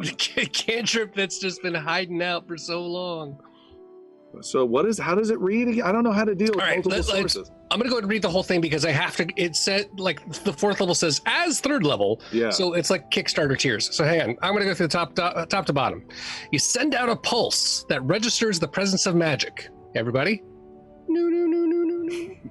You receive no information beyond the presence of or absence of magic. You can choose to ignore magic you're fully aware of, such as the magic item and ongoing spells of you and your allies. You detect illusion magic only if that magic's effect has a lower level than the level of your detect magic spell. However, items that have an illusion aura but aren't deceptive in appearance, such as invisibility potion, typically are detected normally. If it's heightened at 3rd level, you learn the school of magic for the highest level effect within range that the spell detects. If the Okay. multiple effects are equally strong, the GM determines which you learn. At 4th level, you also pinpoint the source of the highest level of magic. Like for an imprecise sense, you don't learn the exact location, but you can narrow down the source within a 5-foot cube or the nearest if larger than that. Right, with the concept being that you can cast this again and isolate out something, right? Right. Yeah. But the thing I'm detecting is apparently the most powerful or Okay. the highest level. Let's go with that then, yeah. That'll keep it from being totally broken. So you do detect other magic, but we can't give you more information, is how we're going to do it for now? Sounds good? Does that work? All right. Yeah, What- because I found the one, and so why would I keep looking? What would you guys like to do? So there's magic all over the place, but this is the strong one that I'm paying attention to. I was kind of wondering if the chain did something, especially if everyone keeps thinking it's sparkling. You should pull it. Oh, go pull it! We're probably going to need to go through that door at some point. No, don't pull the chain. Stick your ear next to a door. In 5 seconds, Xander's going to pull on the chain unless anyone stops him. 4, 3, 2, Xander pull the handle. All right, Xander, you step onto the metal plate and pull on the handle. The plate immediately does nothing at all. The chain gets pulled gently, and you hear, somewhat similar to a previous experience, a bell ringing off in the distance. Just a little chime, and then there's a little chime, Chomp, chomp, chomp, chomp, chomp, chomp, chomp, chomp, chomp, chomp, chomp, chomp, chomp, chomp, chomp, as Xander's just pulling repeatedly on it. And as that happens, you hear a little, just gentle suction cuppy little noise as the seal to the urn is unsealed and the top rolls off, and out from it billows a white little gas that starts to grow and grow, and it is not a gas, and it appears to take and coalesce into the shape of a being, a man, an old decrepit man that is translucent and ghost-like, stands before you. He's looking around in his ghost form and says, "Thank you for freeing me. Oh, it's been quite some time, quite some time." You're welcome? What is your name? What is your name? I am Xander, defender of the realm, champion of the King of Navarre, and keeper of the Nexus. I am Polyard. I am a long-time member here, and I think the only one probably. Oh my! And then he throws a bolt of magic light at Yaru, being caught off guard. Yaru, make a reflex saving throw. Here. Ooh, 19. Not Take great. 5 points of positive damage as you are blasted. What's that? And he ghostly steps back away and floats over to and behind you, Xander. No, that's okay. He's with us. That's Master Yaru. He does wind things. He's cool. He and Percy are friends, and they're with me. That's Palik. You see Palik? She's my friend too, and she was the one that found you. Actually, she's the one that found your urn. Are you dead? Of sorts. I'm perhaps not here, but a little bit here. I think so. Who are you? I know your name, but who are you? What are you doing here? Are you with that? He says, motioning towards the door with the evil magic pouring out of it. No, that's a great question. We're actually here because of that. We're not here with that, but we think it's going to be harmful and bad, and we're looking for a way to stop it if it is in fact bad. It looks really bad. It certainly is. It's going to cause quite a bit of death and destruction for the city that has grown above. Percy takes his sword and just kind of like pokes at the Woo-hoo-hoo. That tickles. What are you? I am Polyard. I am a member. Sadly, I think I'm the last member. Boy, this costume actually kind of works for me. I am the last member. I am the last mysterious member of the Scorial Guild. Many of my other brothers have passed away, but I was left behind, abandoned, stayed behind. I am a champion. I can't quite remember. The Scoria Yield. That's related to Scorinar. Don't say. And the ground and the tower starts to rumble. We don't say that name. He said it with such a horrible accent that shouldn't count. What did I say? Did I say something? Don't say the name of that. That is very bad. That is absolutely forbidden here. You know that name, then perhaps what this Xanel says is true. Woo-hoo. I sound like poo. Polyard, we actually have found that there's been a couple of temples of the name I'm not going to say, but the great evil is a good way.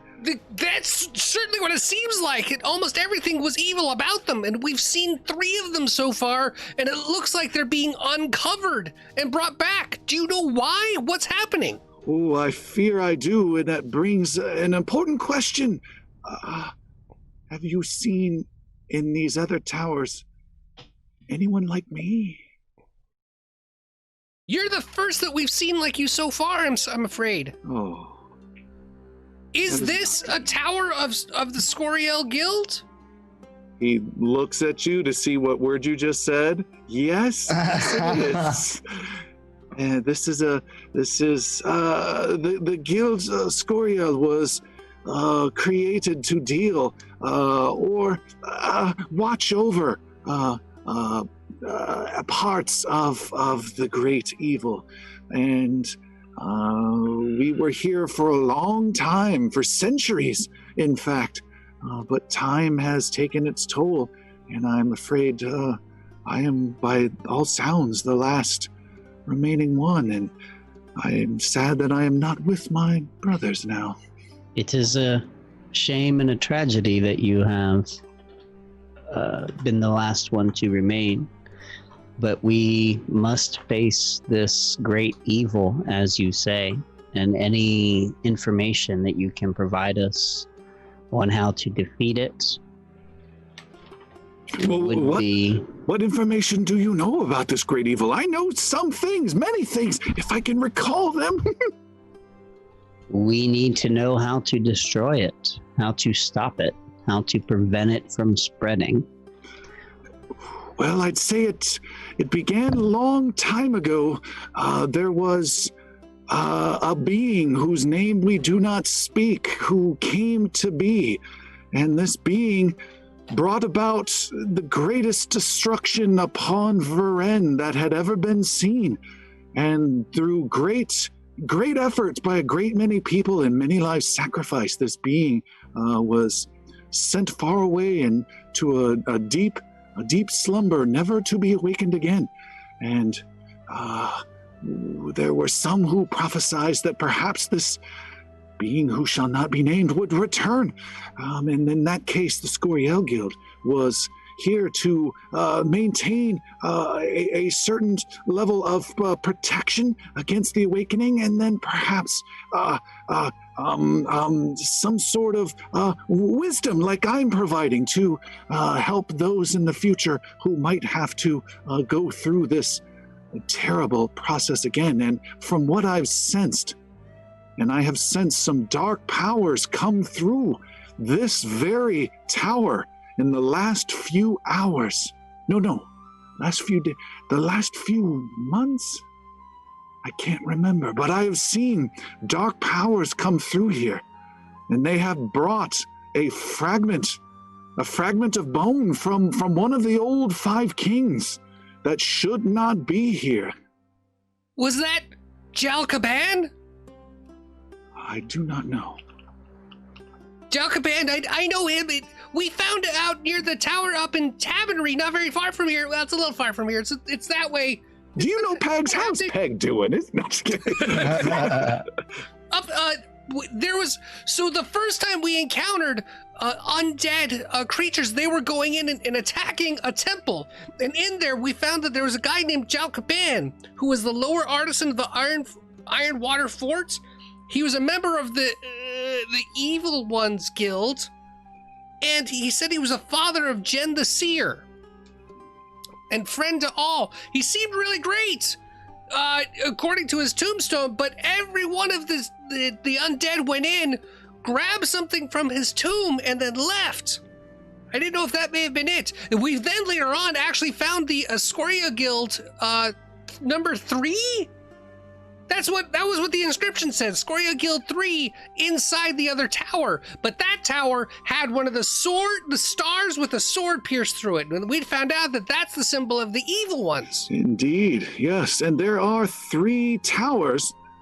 No, there are 5. No, there are 3 towers. And used by sounds have found all 3. I have bad news, though. If your efforts are here to help, I fear there is a light in the darkness. If you flip that around, the words elude me, but a piercing essence of darkness that moves around within Varennes. That piercing darkness has brought with it this bone fragment of one of the old 5 kings, and has passed through the black doors. And he motions towards the 3rd door that looks wooden and just like all the others next to it, not particularly imposing. And it passed through, and beyond is past this tower, yet still within this tower, if that holds true. And he has started the process of the awakening, and that has finalized here at this tower several days, maybe a few weeks ago. How do we stop it? It is too late for here, and it may not be too late for the city. There is a great amount of energy. He again motions towards the door with the black magic pouring out. There's a great energy that is coming out from the black doors and the fragment beyond that are bringing forth the dead for weeks. Dead have been rising and tumbling out of this tower and dying, and now this magic is bringing them back to life. And this city that has grown above will be the first to fall unless this piece of the old king is brought back through the doors. You could save this city, but I'm afraid the awakening has now begun. You saw that from inside your waist there. I see many things. I sensed a beautiful little creature holding me, and I warmed to the touch. But I didn't see that one, pointing at the black cat. He'll like dust himself off from that attack that he received. From the litter he just made in the urn. That'll teach you. You appear to be trapped between planes. Is there a way out of your box? Or a way into your box for me? He looks warily. Yes, and I would be most grateful. You seem of noble hearts. I could use but a little bit of life essence of some of your magic, he says, pointing at the venerable Sir Brenros. And that would let me rest and join my brothers, which I have missed for so long.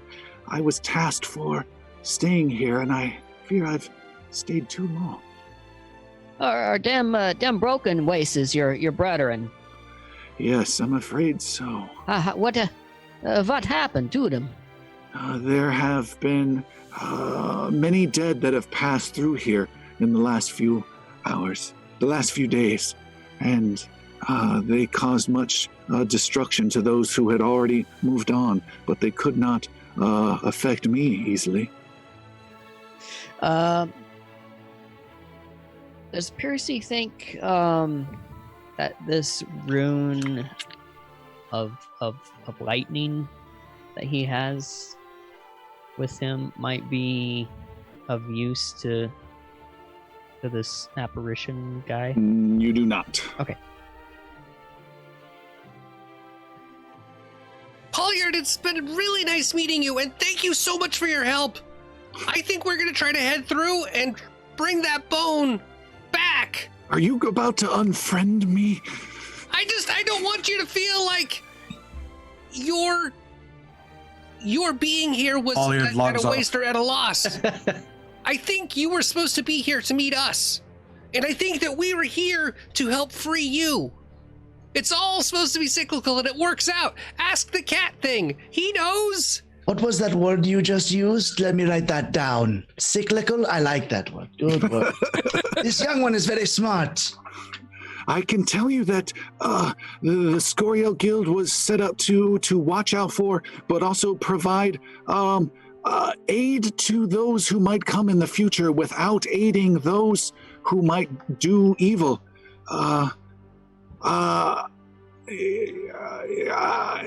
You can try to save this city, but I fear the worst for Varen. Polyard, without you, is there any other way that we can continue to use the knowledge and wisdom of the Scoria Guild. Yes. How? There is a path. And you should not in any way follow that path, because that is what we are guarding. No, we are guarding the path for you to follow is what you should do. And follow that path. I'm afraid I can't remember. It is a path that ends far to the southeast, and there is a place there that deals with this great evil, and upon this path there is a tower. No, it is to the west, and with this great evil, that is where all of doom for Varen will awaken. So if we go on the path that we shouldn't go on, then to the west, not to the east, but maybe to the southeast, and we save it the day. Yes, he gets this. Yes. I don't know what he said. We're doomed, is what he said. The words inscribed on the tower once mentioned the grand city that overlooked the Bay of Five Sins. That is the place, yes. There are words. Find the words.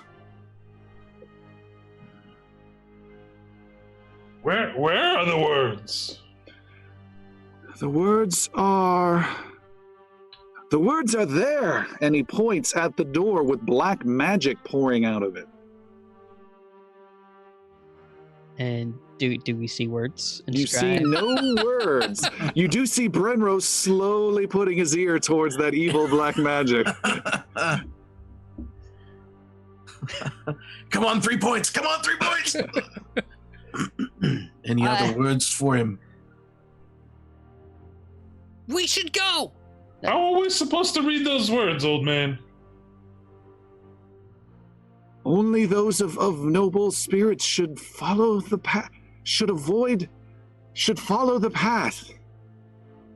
And you seem noble, or I would not have warmed up to you. But not you. Looking at Aru.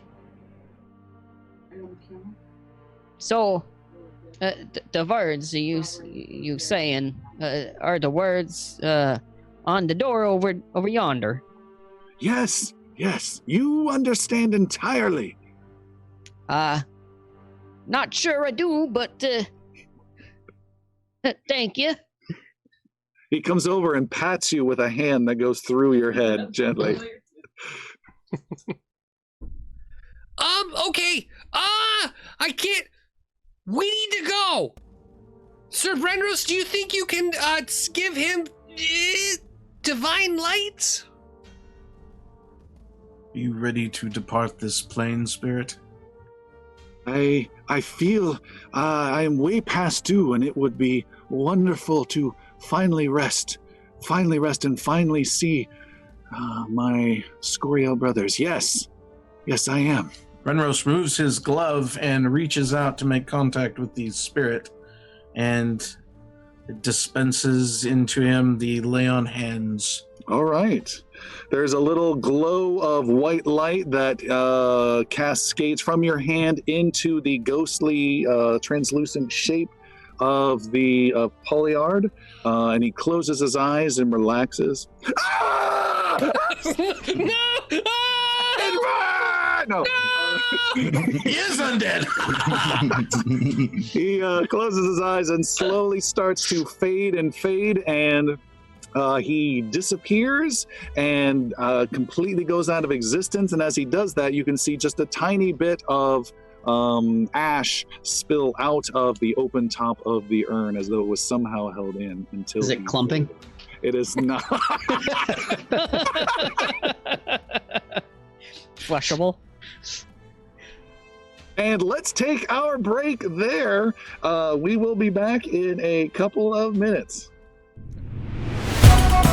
Hail traveller, your ever so handsome elven hunter here with a special Patreon message. You can join one of 3 distinct membership levels: Adventurer, Hero, and Champion. Join the $3 Adventurers Corner for bonus episodes, character creations, and after-show chit-chats.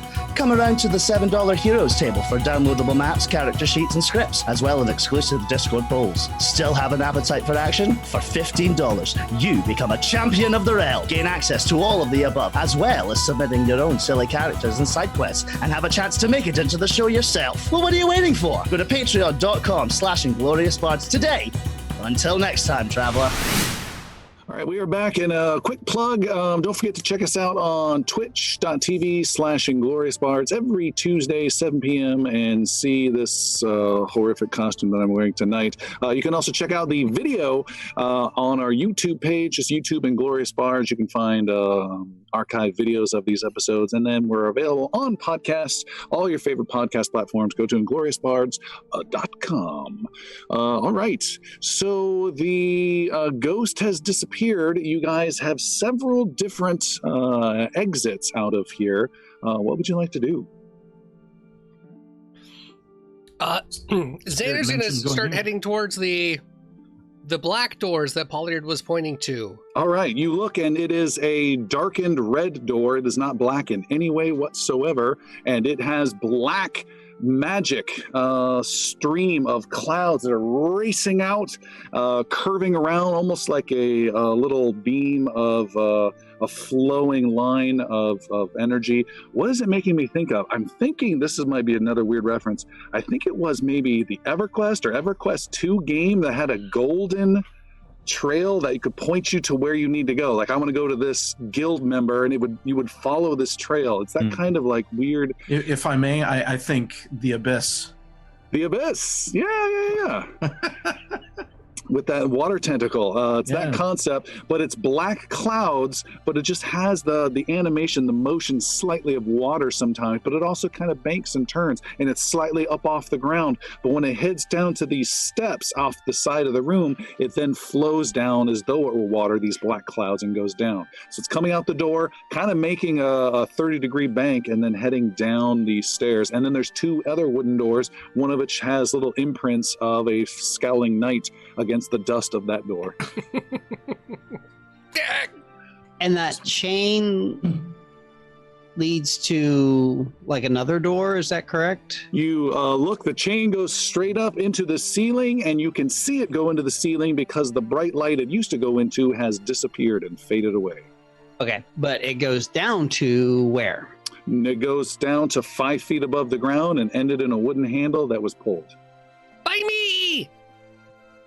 I pulled it! That's how we got Pollard! So to the red door of death, is that where we're headed?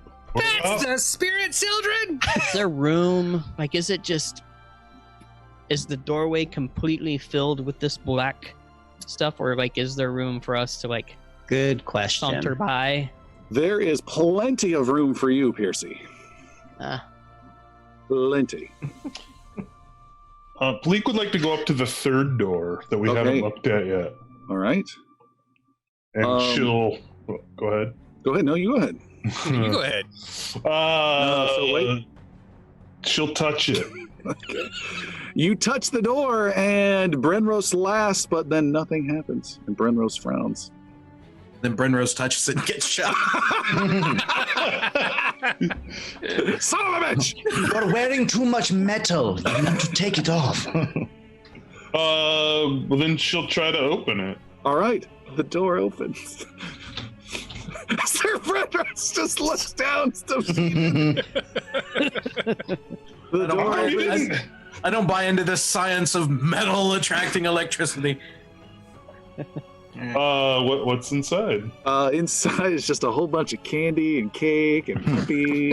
Sir Brenrose is so sad. No, inside there's a small room to the side of which this door is at one side of. So and then opens up more to the other side. And inside this room are a couple of benches of stone, and you can see what look to be stone slabs that you believe are beds from long ago, but there's no bedding or mattress or stuffing of any kind. You can just see the frame, if you will, of stone and several of these. And there are at least a dozen of these beds. It's a rather large chamber. There's some alcoves off to the side that look to have stored some stuff before, but you don't see anything but piles of dust there. And there's nothing you can see of value in here at all. And there are no other exits. Okay. She'll come back out. All right. You missed doing a Dr. Grant moment there with the electric fence on the door, by the way. Renrose just peeks his head in to just check and make sure, okay. It's 3 points of damage. It's safe. You can go in there. Well, Okay, we gonna go then? And how do we get through that? Oh, that's a good question. You follow me. And Piercy just gets down on the ground and does his crawling that he can do with no limit to movement.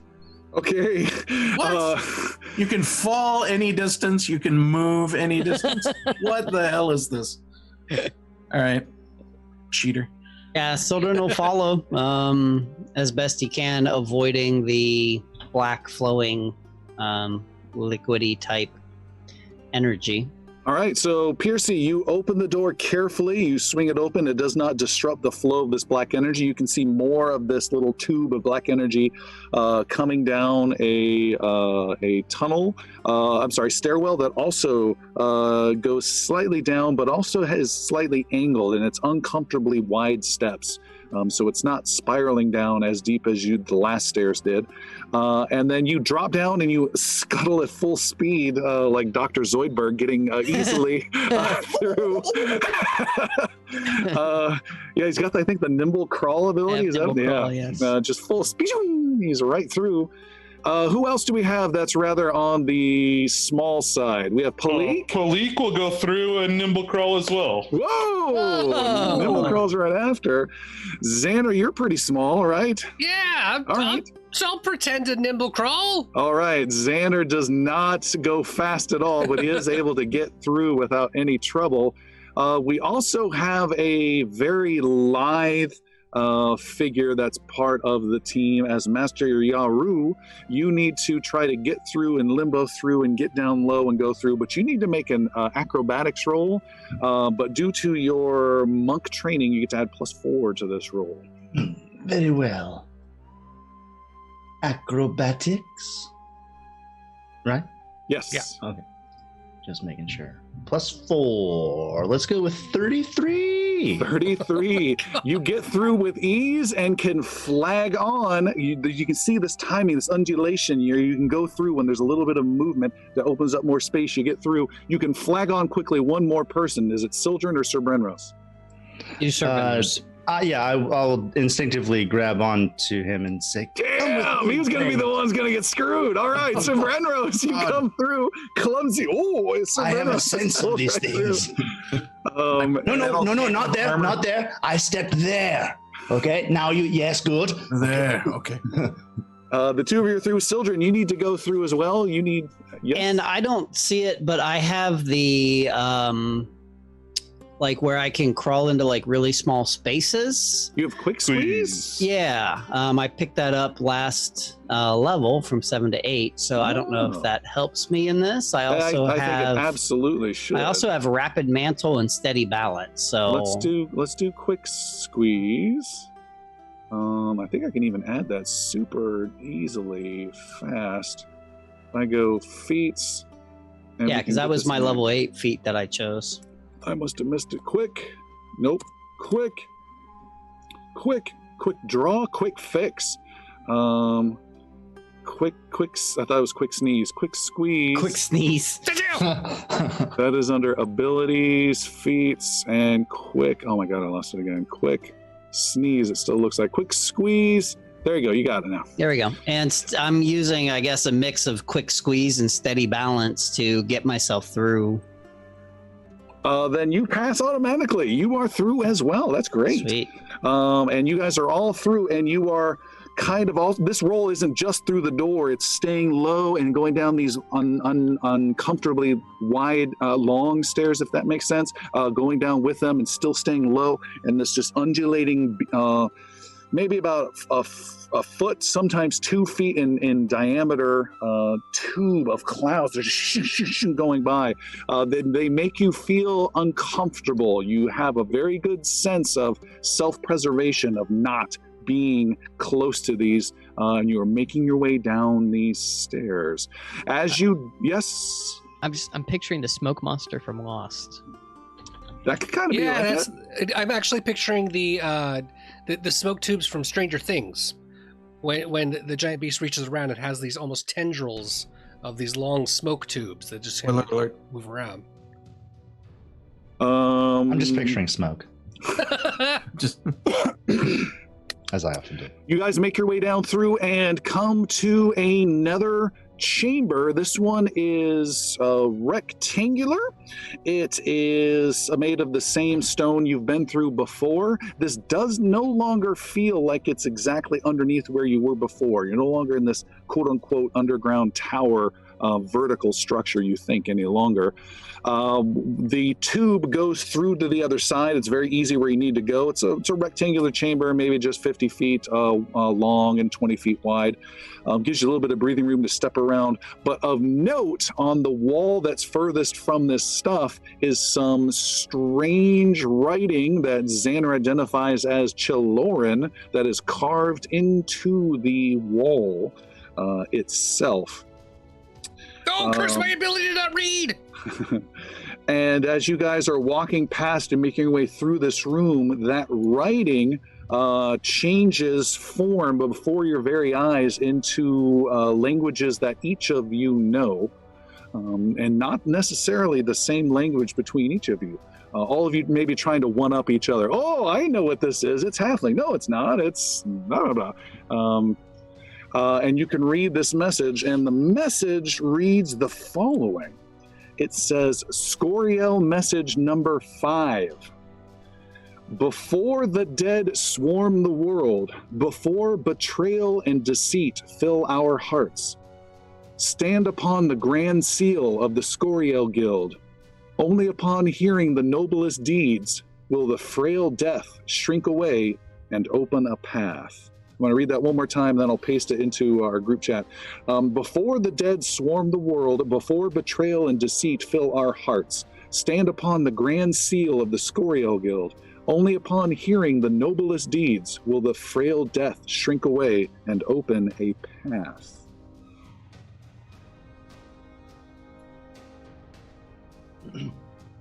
Only upon hearing the noblest deeds it will reveal the path.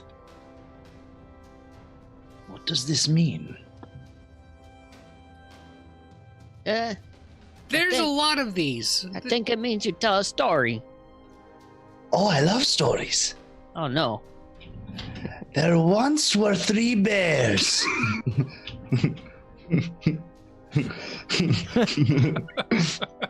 What the bears do? They found a cottage in the middle of a forest. They found a bed in several rooms of the house. I'm not going to do the whole thing. You guys are just going to let me do this every time. It's copyright infringement. I can't do the whole story. Get it out of his system. And you guys are able to make note of that and carry on. Did you put that into chat at somewhere? I did. I thought I did. The group chat? Yeah. It's there. I don't see it. I don't see it. Oh, you did it privately. It's known to mine. Oh, did I? Oh, I think see so. how it is. Oh, tell us. Yeah, secrets. really. I will read it again. Aru can read it. Before the dead. So it's in Amuran, okay? Control V. I did do it just to you. That's weird. I can do it. I got it. There we go. You. Thank you. Mm-hmm. You guys travel on. You make your way through, and again, ducking down low. You make your way through and walk down a kind of a short corridor. This energy still coming through, and there is a open doorway with no door, and you can see there's a room beyond. and you can sense some movement up ahead. And you believe you can see your friend Polyard moving around up ahead, ghost-like. What? And you walk in and you see this ghost, and you do not see Polyard at all. This ghost looks much nastier, with tattered clothing hanging from its arms, its sleeves, and it's much more dark and gray in color than Polyard is. And this being walks through this room, and in the center of this room is a small pedestal, and it grabs onto a ghostly little crystal and phases through that pedestal, grabs the crystal, and goes to the other side of the room where there are a huge set of black metal doors that tower 20 feet high, made of a dark metal you're not quite familiar with this black energy coming through and blasting out. This ghostly figure walks over and places this ghostly crystal into a slot near the door. It pauses, and then it passes through. And anyone who is trained in occult may make a roll, please. That's me! It is also me. 26 for Xander. An 18. Oh, that was Yaru's chance to show what he's got. Oh! How trained are you, master? Fair. All right, Xander, you are able with the 26. That's pretty good. You recognize that this is not real. You are seeing something that has happened before. You guys, this is an illusion of the past. It is an illusion of the past.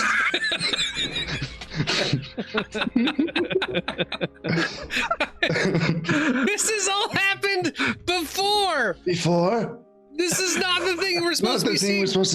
We're doing that SNL thing. Yeah, I know. If you promise to do that, we've got to wipe out every trained skill, give you untrained and everything, and I'll just give you like 10 hero points. Like he's a total fraud. He knows nothing. He's got like certificate from the Phoenix Institute. The talented Mr. Yaru. I love Yaru so much more now. Thank you for being honest and vulnerable with us. He's not really a monk. He's like an out-of-work bard. He's trying on the monk vibe, That's a true, new yeah. character he's working on. No, young one. You tell them, please. You tell them. It's hold back.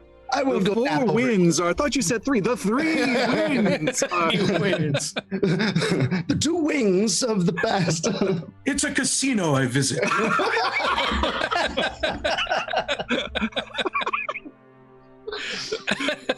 Kaiser Soze's everything he's run into as the name.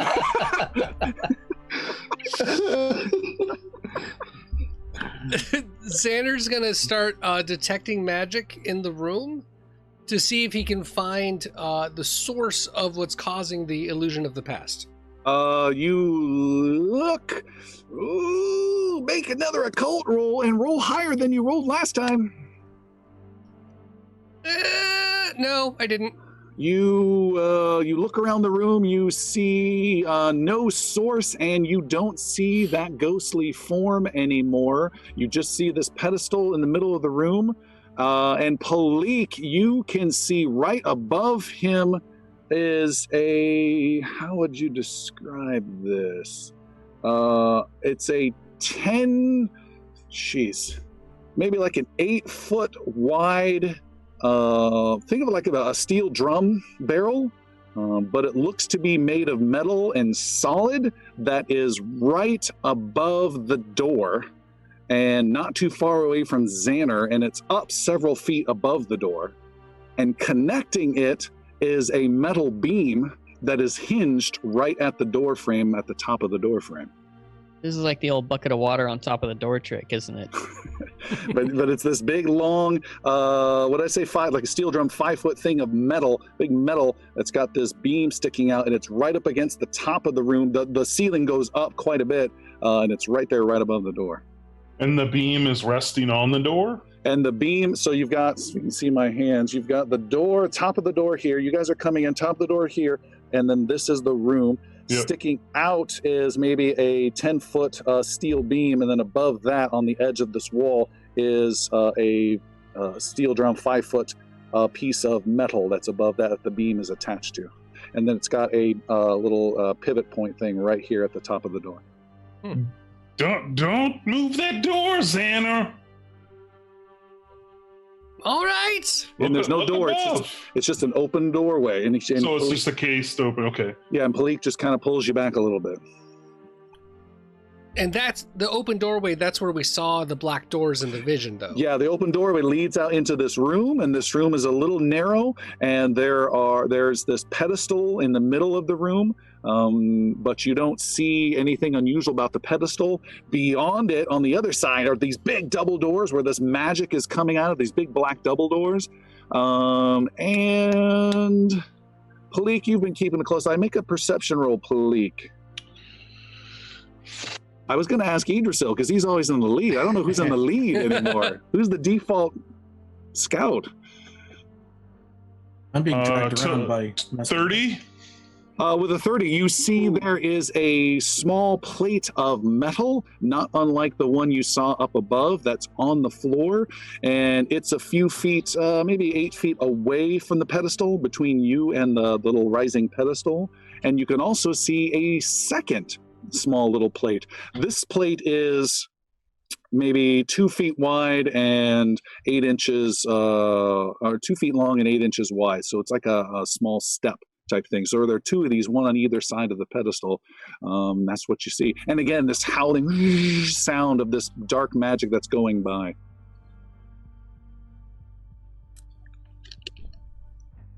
And that's happening in real time, or that's still... That black magic is still happening. Absolutely. But you don't see that ghostly figure anymore. Do we see any of those crystals anywhere that he touched? The blue crystal they put in the door? You do not. Okay. And according to Xander, that was also not real. But you do see there is a open slot next to the big black double doors. Children's investigating the pedestal, kind of walking around it, trying to glean any information from it that he might. All right. Sildren steps into the room and ducks and rolls with this weird giant metal thing right above, but nothing happens. And you walk into the room and you see this little pedestal. You can, how close are you getting to this pedestal? Pretty close, like within touching distance. I'm not touching it, but I'm kind of walking around it, avoiding whatever black magic is pouring out. You do have to duck at one point to do that, but you are able to slowly circle the pedestal. You can see on the top of it is a small seam, a cut in the top.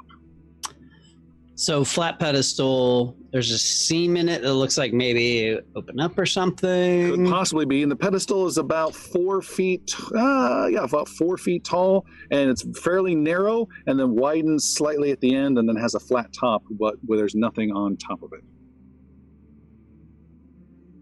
What did you guys do with the urn? Did you take that? Did you leave it on the ground? What did you do with it? We left it in the spot it was in. Okay. Does it seem urn size? This odd question to ask, children. What a weird time to bring that up. An urn could fit on here, yes. Palik wants to pick up one of these plates and go to the altar with it. All right, great. Pedestal. You go over there and you realize you misunderstand the Game Master. These are not dinner plates. This is just a plate of metal. I know. You said a 2 foot by 8 inch. Yes, 2 foot long, 8 inch. I'm just thinking switch. like a. Jeremy's got it. It's okay. Like a switch. There's nothing for you to grab easily. Okay, gotcha. But to that point, Xander was going to go with Palik to go to the plates and like, you stand on that one. You step on that one first. And Xander will. All right, you kick Sir Brenrose's head, who put his ear next to it, out of the way. 3 points of Doesn't damage. shock me. And Xander, you gently step on the plate, and nothing happens. I told you, it's fine. It's fine. We'll step on the other one. Palik, as you walk past Sildren towards that plate, Sildren, you can see as you're still close to the pedestal checking it out. Yep. You can see that seam in the middle has separated several inches, creating some sort of small opening, and you can see there is some strange clear crystal just inside that you cannot quite grasp. Is there another one? There's 3 plates, right? When you say I can't quite grasp it because the seam is not big enough. That is correct. Xander, you're the only one on a plate right now, and I also wanted to know, Brenros, what are you doing? Brenros is eyeing the next set of doors that we intend to be passing through, and all right, where this goo is coming from. They are big and tall, and they are imposing. They do not look like the rest of the architecture you've seen before. They're threatening doors, I would say. Yaru, what about you? Yaru has followed Sildren kind of into that room and is looking for the ghost. Okay. I will let everybody know there is a crystal within this pedestal which opened when Xander stepped upon it. Is it just a matter of Xander not being heavy enough, maybe? Palik will then step on the other one. All right, Palik, you go over. You raise up a foot to step on the other one, but we haven't heard from Piercy. Piercy, what do you want to do? Piercy is still crawling like a centipede just around all the twists and turns and steps and corners. He's just crawling. Like a centipede, not a rat. Yeah, because he's nimble crawling, so it's like centipede-like. Just like versus rat-like. Enthralling arms moving in weird waving undulations. All right. He's just exploring. Exploring his physical options. I say I'm looking for the ghost, but not really. I'm looking around at something else moving around the place. Yuri was watching the rat's every move. Sildren's waiting, like, Sildren's preparing an action to basically, if the seam gets big enough, he's going to pull the crystal out. All right. Palik, you step on the other plate and you can hear some, Sildren, you can hear some very slight grinding noise as the slot starts to open. And Palik, you're looking over at Xander, who's cheering you on as things seem to be going well, when you hear a click behind you, Xander, and the giant, almost 5-foot mallet-like cylinder of metal above you by 10 or 15 feet. It drops down, you look up and it stops, and then there's a second click and the entire thing snaps off. That mallet head thing snaps off and just drops straight down between you and the pedestal and smashes right into the ground, narrowly avoiding you, Xander. Go! Which you're quite grateful for. Unfortunately, that is its design. It hits this entire section of floor that the majority of you are on, not all, is on a massive pivot point. The pedestal is perched on a corner, and Xander's section is a drop pit. The floor section actually rotates around the pedestal section itself, sending Xander tumbling backwards towards some strange, awful smelling clear liquid. In the other section that went up, it went up so violently fast, Palik, you are launched straight up into the air, smashed through the ceiling in a separate hidden section that flies open and reveals a small compartment in the ceiling that's slightly angled, that you launch and are angled up into, where there are probably 40 different spikes, like a spiked bed, but upside down, that you are launched straight up into. You can make a reflex saving throw, Palik, of a 29 or higher. Got a 29, and any success, any reflex success is counted as a critical. Whoa, Blake, you were launched towards this horrific trap and you were flung right towards it. And instead you hit the ceiling itself and grab onto one of those spikes and are now just hanging from there without any damage whatsoever. At the same time, Sildren, you were at this pedestal and you see there the whole thing is shifting. You're able to grab on, but you do see this crystal also appear, and it's kind of halfway in, halfway out of the opening. That's my priority, is getting a hold of that crystal. All right. If there's any chance of me getting in there, snatching it out, that's my intent. You're reaching around and grabbing Sir Brenros. You were doing what again? I was off checking out the doors. You're Putting his ear to a door. Yeah. Sir Brenros, you were also caught at the highest most part of that launching section. So, Palik, you hear some wee sounds and some metal coming flying your way. Brenros, you need to make that same 29 or higher reflex saving throw, please. Reflex saving throw. Good luck. Metallic knight flying through the air. Reflex saving throw. Good luck. We're all counting on you. Where the heck did it go? It's in Maine. It's in Maine. Reflex. There we go. Is a 25. Oh, that's so close. I see a lot of 25. dice.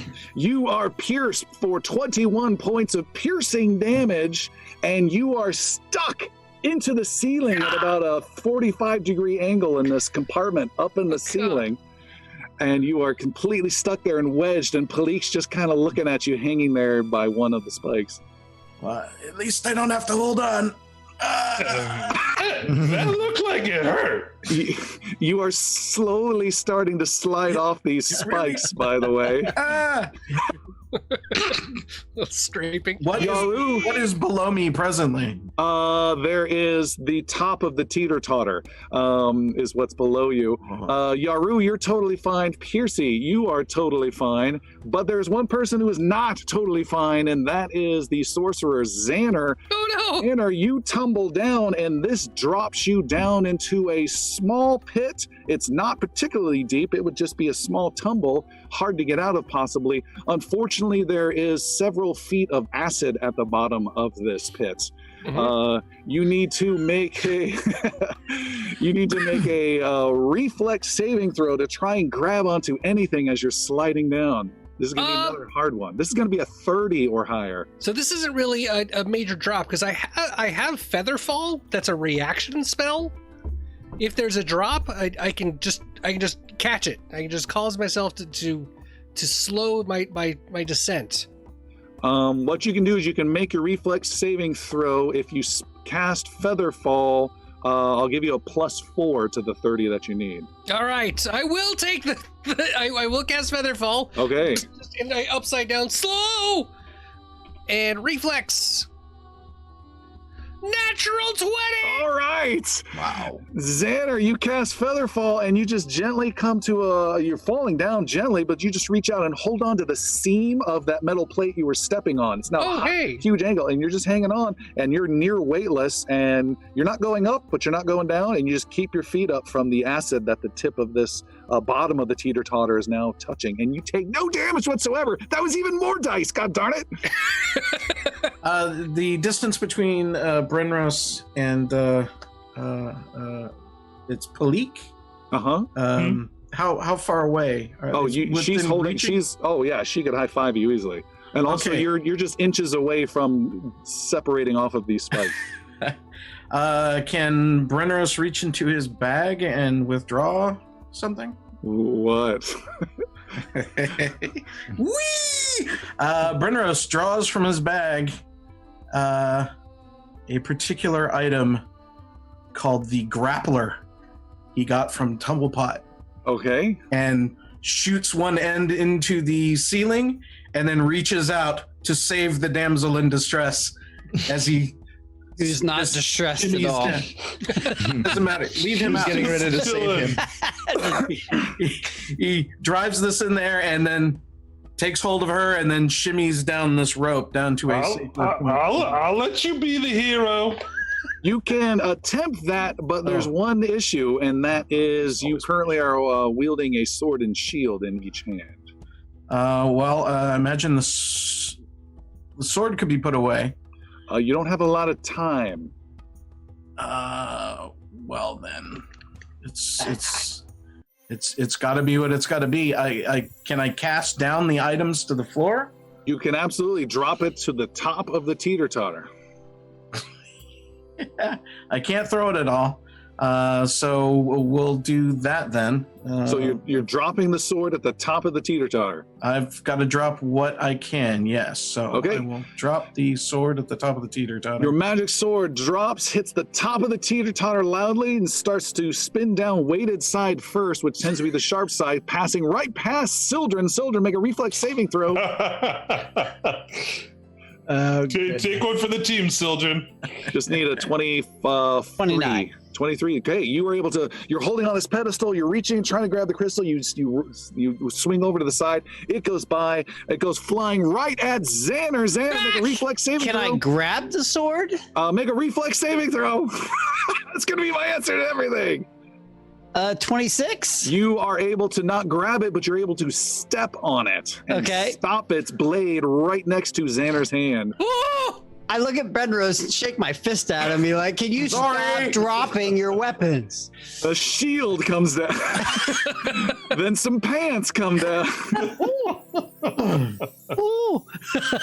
Brenrose, you are now almost falling off. You've got your Batarang catapult grappler out and are firing this at some sort of wall section. Is that correct? Yes. All right. You Above us. fire it. You grab onto the waist of Palik. She looks at you, gives you a kiss, and says, "Good luck to Luke." And then you come off the spikes and swing down. And I need, and Piercy's watching. He's cheering you on. This kind of dramatic swashbuckling stuff he loves. I need theme There music. you go. And I need you to make an acrobatics roll, which I'm sure you're great at. And make that roll, please. Sir Brenrose. All right. You need one more somersault there. How about a 29? With a 29, you really will. You swing in, you come in hard, but hit the top of the teeter-totter with a lot of force. You lose control of your grappling thing and you fall. You lose, but you hold on tight to Palik, but your momentum hits the whole teeter-totter and levels the whole thing back out to straight and level. And there's a click. And everyone just isn't moving right now. And I kick the sword towards Brenrose. You catch it. Thank you for saving that. That was interesting. Does Sildren have the crystal that was in the thing? You were tossing it in the air cockily, yes. Haha. And I don't so want to move.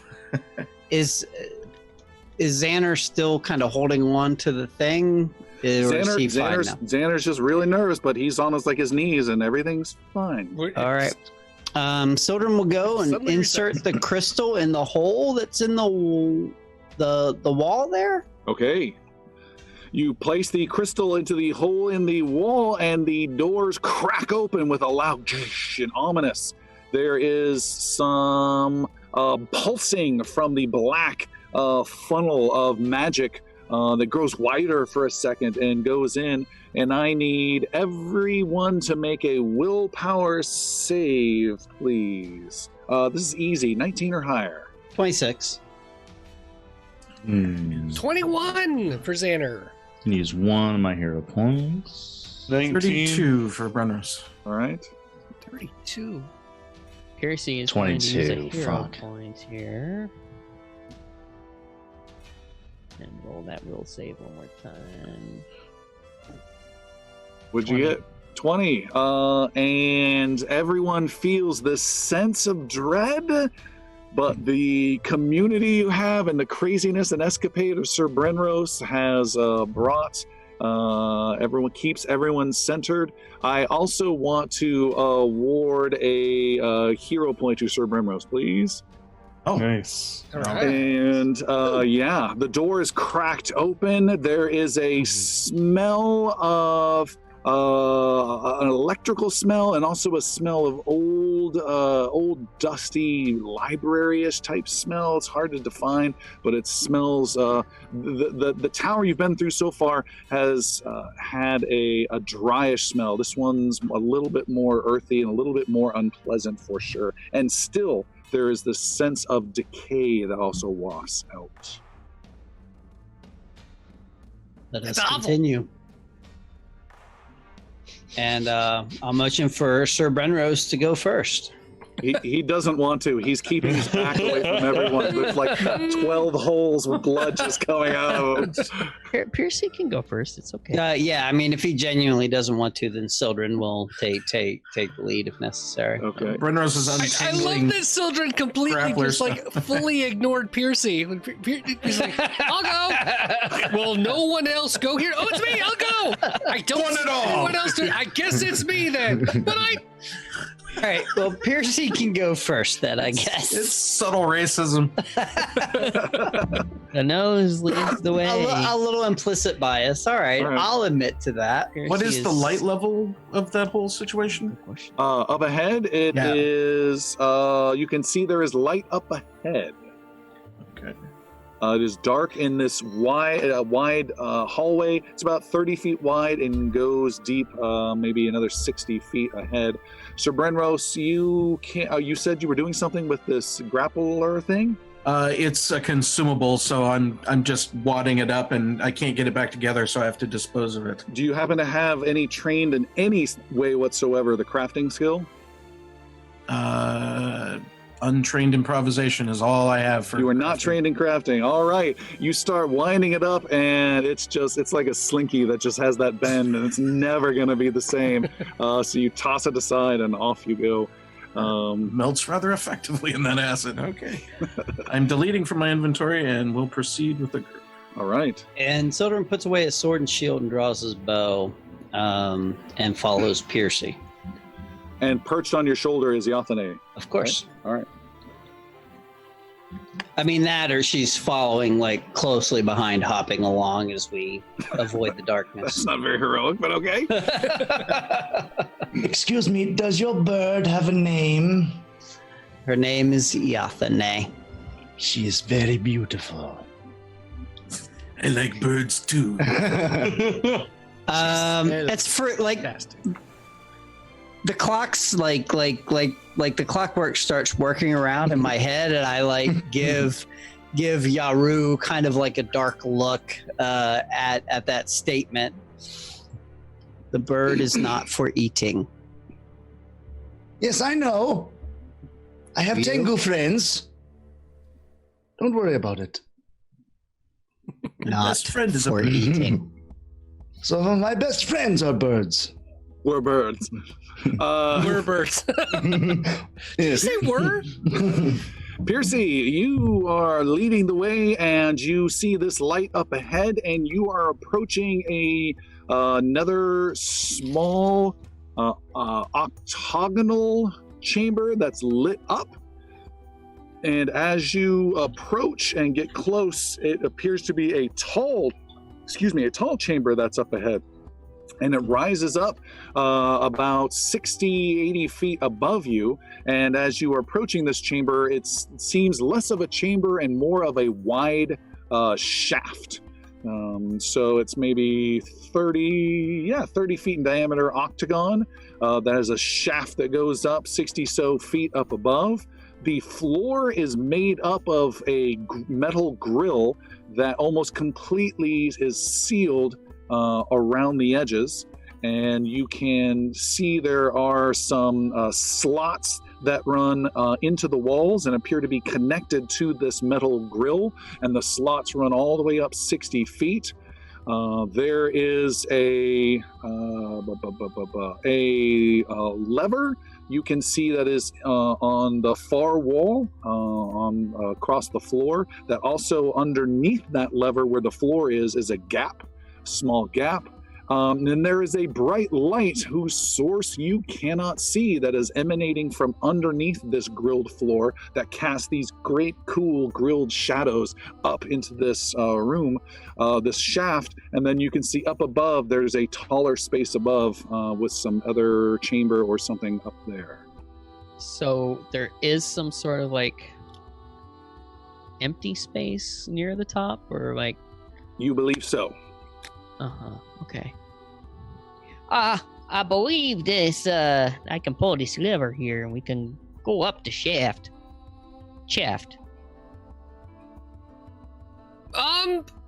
Well, Okay, I go pull it. okay. Everybody in? Nobody's stopping you. Ka-chunk. All right, the game won't let you until the last person gets into the zone. Finally, they do. You start the animation. You pull the lever, and the whole shaft drops a foot, and then starts to crank, go up and up and up, and rise up and up. Do I see another lever as we get towards the top? You look up and you can see there is another lever. The lever you just pulled disappears between the small slot that this floor rises up through. And you can also see there is a strange light bluish film or cloud. Think of that layer over the movie Alien just above the egg chamber when they first discovered. Just this thin blue layer of mist that you guys are rising up towards, that the tallest people are kind of just shrinking down from as you get risen higher and higher too.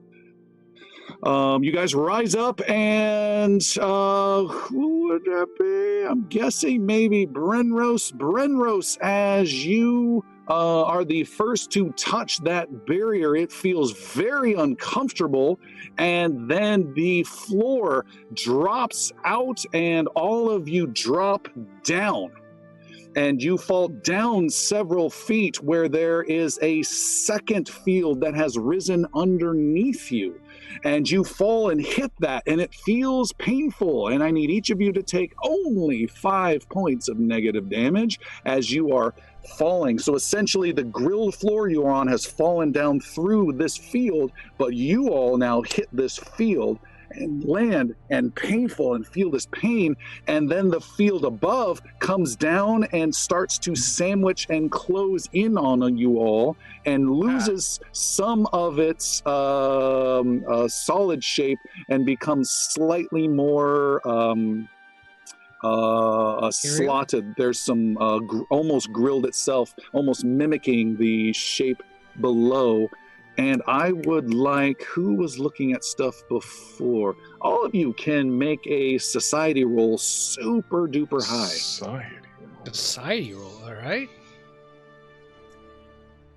Nope, not Xander. A lot of dice tossed. 24. 24 is the highest with Palik. You do not understand anything at all about this. You know what also might? Anyone trained in Arcana can also make a roll. Oh, that's much better. Arcana roll! You have to be trained in Arcana. I am an expert in Arcana. Oh, I still didn't do a good roll. 27 for Sildren. 27 with Sildren. Sildren, you believe this is something to do, it matches some of the style of the Scoriel Guild, but you think it's being used inappropriately. It's been commandeered, this defensive measure. And is there an exit? Is there someplace we can get to get out of what's going on right now? Right now, you essentially have a blue section of bars underneath you made of strange blue magical energy that have you pinned from below and now pinned from above by another section of blue bars. Some of you are caught in a weird angle. Some of you are splayed on your back. Some of you are on your belly, and it's very, very uncomfortable.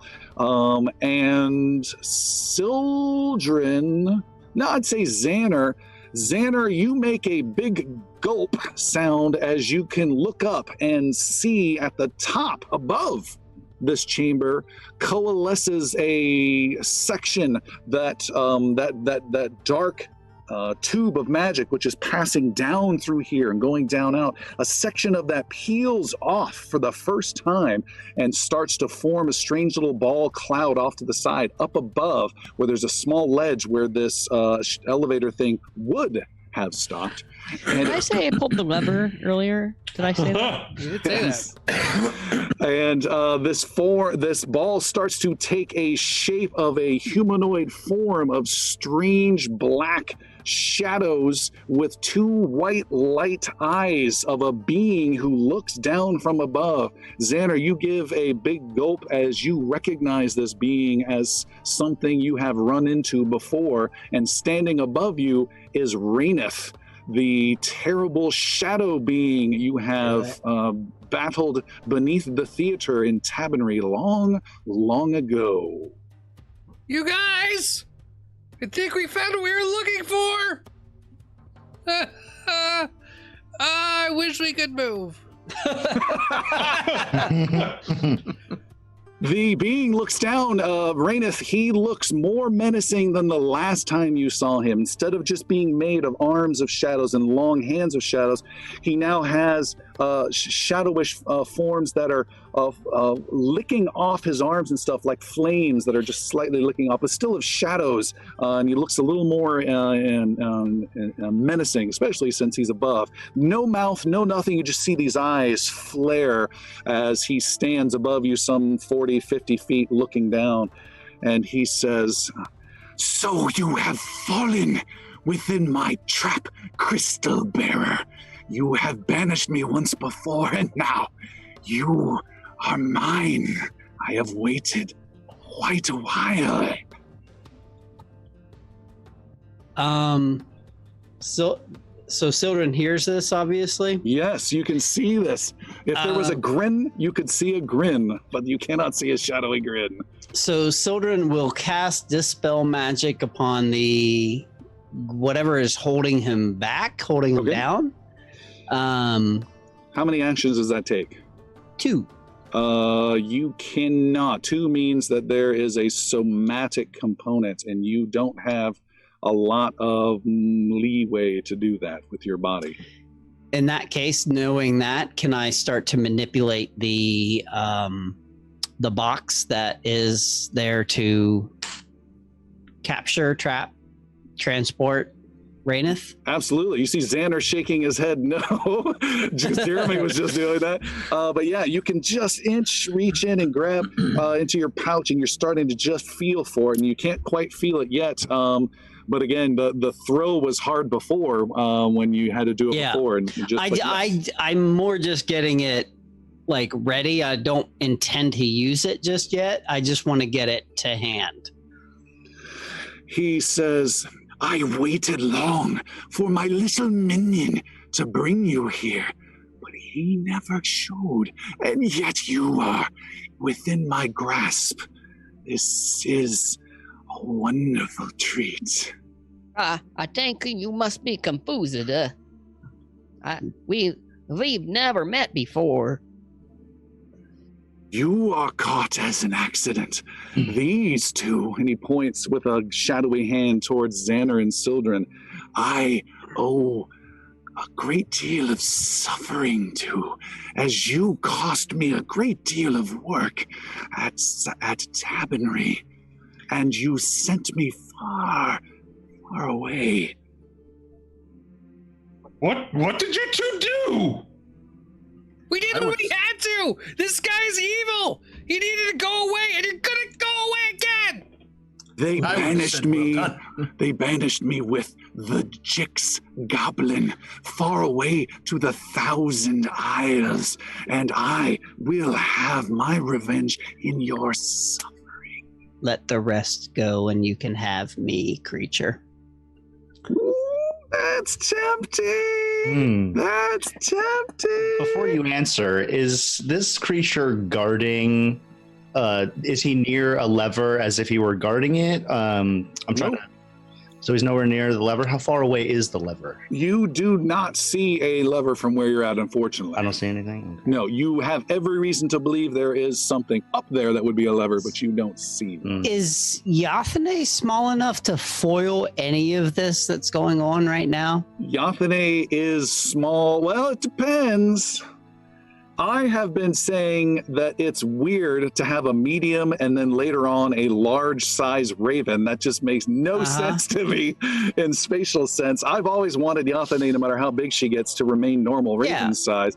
So if you're okay with her being the normal small raven size for permanently, then yeah, she can absolutely, it'll be awkward, maybe a little painful, but she has enough gap to get through these bars, if you will. Then she will. Whoa. Let's weigh this out. Do not jump on this. This is Yathane going from medium to large and growing as she gets older, or you give her a bunch of caffeine when she's young and you've stunted her.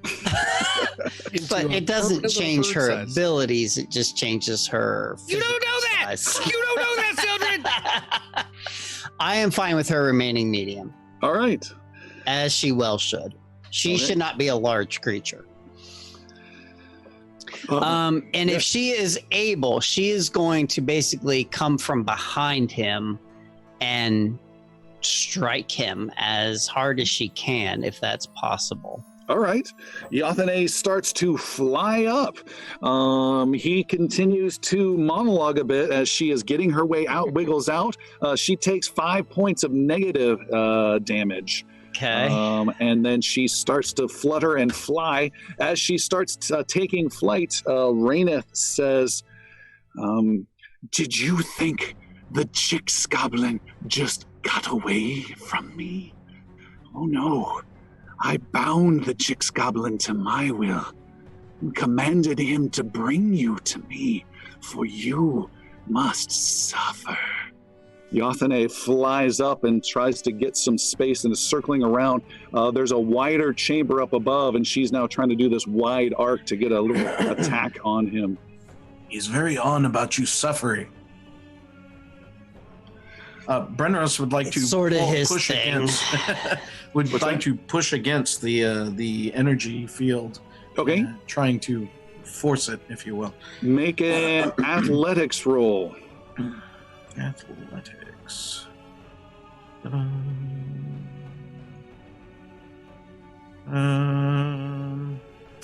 25. Okay.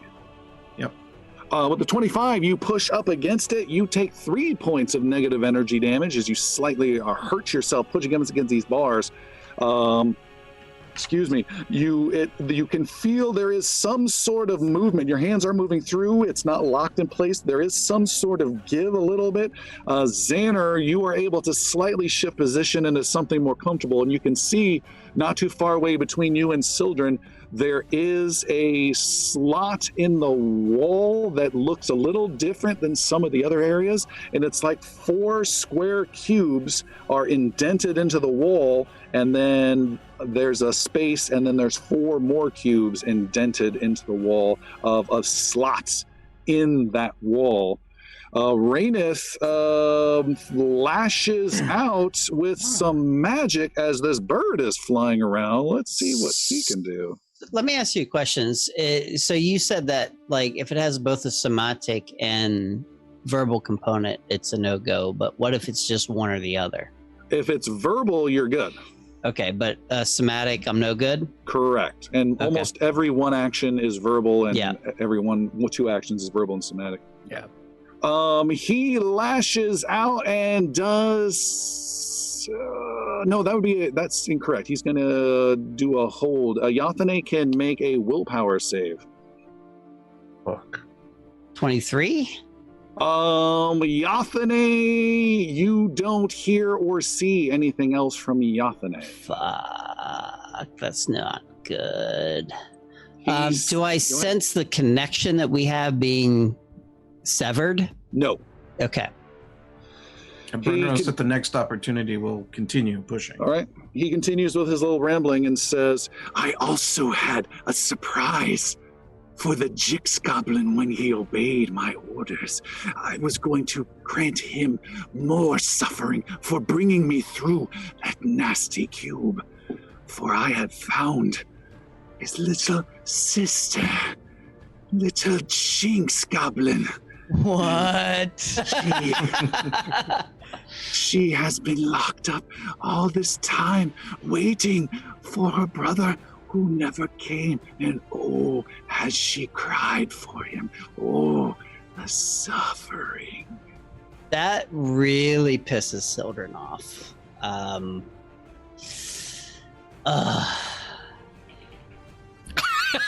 There's a couple players that are looking pissed Piercy's at Tom. face. I'm not comfortable.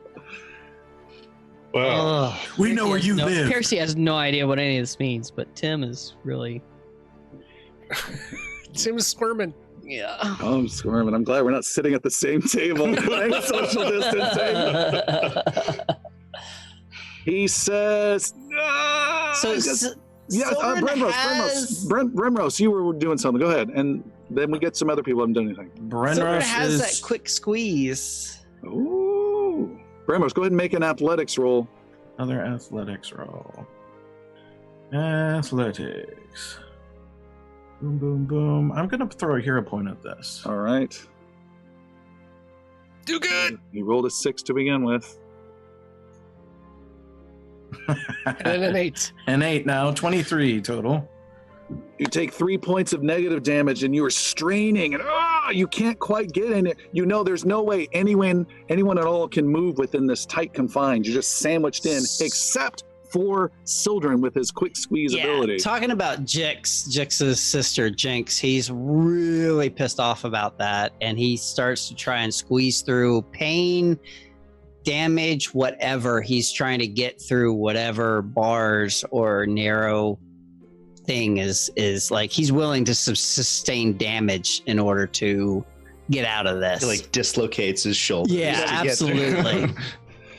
Sildren, you take 5 points of negative damage as you were able to squeeze and scuttle over right next to Sir Brenrose and take advantage of his kind of lifting a bit just in his rough area. And that gives you just an inch or two that you have full control over your wrists, enough to cast spells at will now, as long as they are 2 or fewer actions. Oh, good. That's nice to hear. So where is Raineth in comparison to Sildren at the moment? We said it was 60 feet up. It's exactly halfway. He is 30 feet above you. He is saying, now drench in your loss and suffer in your sorrow. And as he does so, different sections of that tubular black magic spill out and start to pass through each of you. 1, 2, 3, 4, 5, 6 different streams start to pass through you guys, and you are taking a point of damage and a point of damage. Don't do it now, but you're just every few seconds you're taking a single point of damage, and I need you all, as you are being drenched in this, and it's not liquid. It's magic shadows that are passing through, but it has like a waterfall visual. I need you to each make a willpower saving throw. 27 or higher is your goal. And Sildren will attempt to counter all of that. Well, actually, he's attempting to counter what's concealing them, what's holding them tight with dispel magic. Okay. Hold on, Sildren. What do we have for willpower saves? Do I need to do that as well? Everyone does. Who didn't make a 27 or higher? Brenros. Is Daru. going to use That was Yathane. Charmed Life. What's Charmed Life? It allows me to add 2 to any saving throw. Okay. Once per That day? gives me 28. Sildren's at 35. And does that have to be ahead of time, Piercy, or what's the timing on When that? change your calls. What's the trigger? It's a reaction. Ooh, watch your mic, guys. Yeah, that might matter. Was it Charmed Life? Yep. You attempt a saving throw, but you haven't rolled yet. So you got to call it beforehand. What was the target number? 27. Yeah, so Okay. unfortunately you can't do that one. Yaru got hit. All right. For those of you that failed that 27, you gain the Doomed 1 condition. This is arguably the worst condition in the game. And it lowers the maximum level before you die by 1. Is that Oh, fear? Yes, I know. this would be fear-based. Okay. It's not fear, but it is fear-based. Fear is a different condition. Yeah. So this is an emotion-based willpower effect, if that has anything to do with any of your cool abilities. So it's just pouring on you. Some of you are just feeling the sense of dread and doom. All of you are just ticking away little bits of damage. And Yaru, you haven't done anything in the longest time. Well, I'm not even on the combat tracker. I can help with that. So I can't do that. Oh, I'll put you on the tracker. Yeah. Give me some doomed action. I can do that. Yaru kind of just wants to help Brenros help Sildren, I guess, and see if we can move this thing together to give him and Xander some room to do any type of magic. So I'm just going to be like on all four paws and just using my back to arch up this, use pressure to arch up this distance between the two ends we're stuck in. All right. Would something that affects frightened affect doom as well? It really depends. It's not the frightened condition. It's Okay. Why can I not get you added on there? Let's try dragging you from here to here. If it's a Yep, there fear it is. effect as opposed to the frightened condition. Yeah, it's frightened. It's a frightened condition. Yeah, it's not frightened. It's the doomed condition. All right, I think everyone should be on the combat tracker now. Yep. Okay. Yo, you got so hot. I mean, the costume is one thing, but your microphone is on fire high. Just now. Oh, is it still really loud? You're fine. Testing 1, 2, 3. Yeah, you're good. Okay. Okay. Cool. Just don't yell. Please. No yelling. So what comes with Doomed 1? Doomed 1 is Do we feel like, am I Eeyore now? Like, oh, okay. Oh, no. That's morose one. So it's described as this. Depressed Doomed is a powerful force has gripped your soul, calling you closer to death. Your dying value at which you die is reduced by 1. So there's just this sense of dread. You still have full control of your faculties, but you're just like, oh, this is not good. This is not the place to be, is the essence. Piercy, you also haven't done anything in a bit. I guess Piercy can try to squeeze out of this magical mesh. All right. That is not. You are pinned. That will not work. Pleek, Okay. I assume the same thing. Yeah. Okay. And Sildren. I will attempt to dispel magic on the thing that's restricting everybody else's movement. Okay. Make a roll. Get after it. Okay, here we go. Good luck. 34. With a 34. It's a good roll. Sildren, you are able to dispel one section of this grill work, the top section or the bottom section. Give me more information. Top section contains who versus bottom section contains who? It's like a Foreman grill. You are smashed between two sections and everyone's wedged in on their backs or on their bellies. You can get rid of the top one or you can get rid of the bottom one.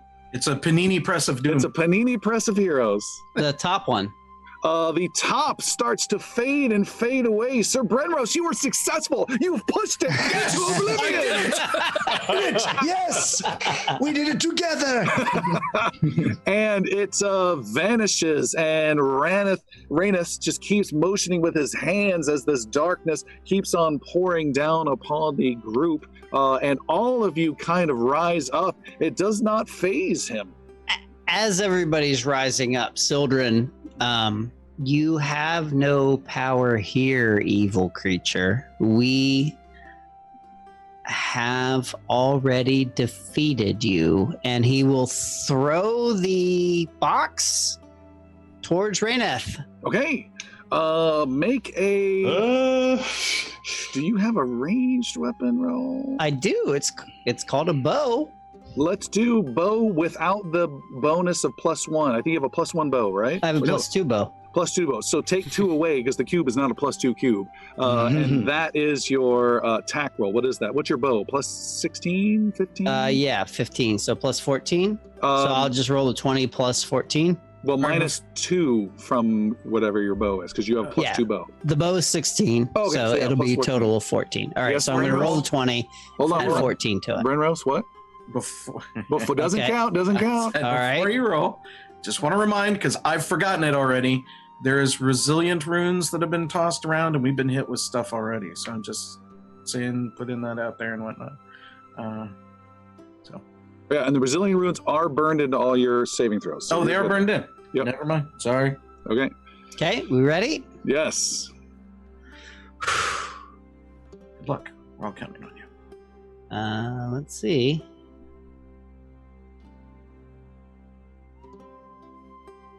Uh, 12 plus 14 is going to be 26. Well, at 26, you throw the cube. This cube is And that's Yathane is striking at the same time. Yathane is not responding Okay. in any way. Oh, that's right, because she's zapped The cube is, just for everyone to remember, you pull it out. It's a small cube. It's maybe just a couple inches by couple inches by couple inches, all the exact same amount. It's a cube. And it's a framework of clear crystal. So you can literally put your hands through it and toss it. What always comes to mind are the bridges that the Fraggles would eat from Fraggle Rock. And you grab onto the cube and you hurl it and it goes flying up, arcs through the air and strikes Raineth with the double check. We should say 26, strikes Raineth and he disappears in a cloud of shadow and laughter. And fades away as this black stuff continues to pour down. I don't think so either. Seems to have been a liar, laughing. Palik would like to use her skill Keen Eyes. And it allows her to make out small details about concealed or even invisible creatures that others might miss. Okay. I was using the seek action Make a perception roll. with a +2 bonus. Make a perception roll +2. Oh, find me something good. 28. You are fairly confident there is no invisibility or shadow blending going on. There is no one up there from your view, but you cannot see the full extent of the space up above. Okay. And it's 30 feet above. But it is a solid flooring up there. You believe so. Master Yaru is going to do something that might seem strange for an old man, but not strange for a monk. I'm going to use Abundant Step, and I'm going to teleport 45 feet above us. What? Care to describe what that looks like when he does this? You simply, instead of seeing like a plume of smoke, a bamf, like Nightcrawler or anything like that, Yaru just fades away. Just like an astral form, just gone. And then he appears 30 feet above on the ground of whatever the structure is up there, looking for a lever or some kind of mechanism to bring them up. Sweet. And I'm imagining some sort of like simple Tai Chi move with his hands, and then he fades. Oh, yeah, it's just like a bow. He just, Nice. and like Kenobi, just gone. A naked Yaru. No, just kidding. There is one catch to my ability. Yaru, you teleport up above 30 feet and you are up on top where you can see there is an open space and there is a huge wide 100-foot wide corridor that goes deep and deep and deep for as far as you can possibly see. Some nasty chamber where this black magic is coming through. Up here is a small pedestal that has a lever next to it and slightly offset. You can also see there is some strange contraption that looks like a strange mechanical device, and there are a couple of cages next to it, and it's slightly offset, maybe 100 feet off to the right. How's that for a lot of information? Okay. Which one looks like it's connected to the flooring the lever that Percy got us up with? You don't know which one it is, but there is one lever on the pedestal that's maybe 8 feet away that looks just like the one Piercy had pulled. Okay. And the other one is quite far away from me? It is a strange contraption with a couple levers that's 100 feet away with some cages. I don't really think I can get over there in any short amount of time. I can only do that once. So, I'll just go to the lever closest to me and pull that. You pull it. Everyone down below hears the ka-chunk sound, and the grate, which is dropped to the floor, slowly starts to rise up and up and up and up and up. It rises up. It passes through the blue magical bars and lifts you up out of them and up past the point where you were trapped before. And that blue bar section, though, is still there. And you reach the top, and once you reach the top, it stops with a loud clang. The blue bar stuff fades away, and all of you will quickly scramble off of this lift into this weird, huge, wide upper chamber. It's almost like a giant hangar that's maybe a mile long. It's huge. Well done, Master Yarrow. I don't know what all that was, but it certainly comes in handy. It was awesome! I can't wait to learn that one! The secrets of the 3 winds. Not right now! Let's run! Yes! Oh, thank you so much. Xander starts heading towards the platform with the other levers that he can, I assume, now see.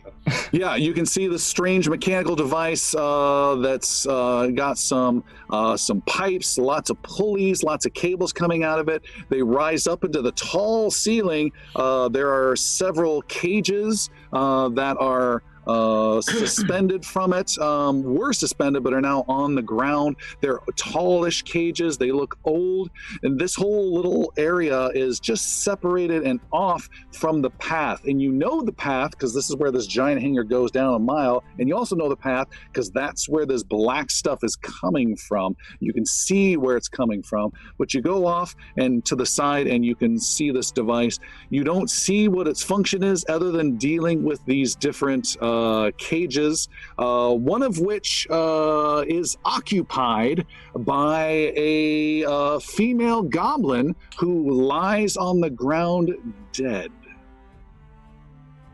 Oh. Nothing to see here. Keep going. Is Sildren able to recover the box that he just tossed? You are.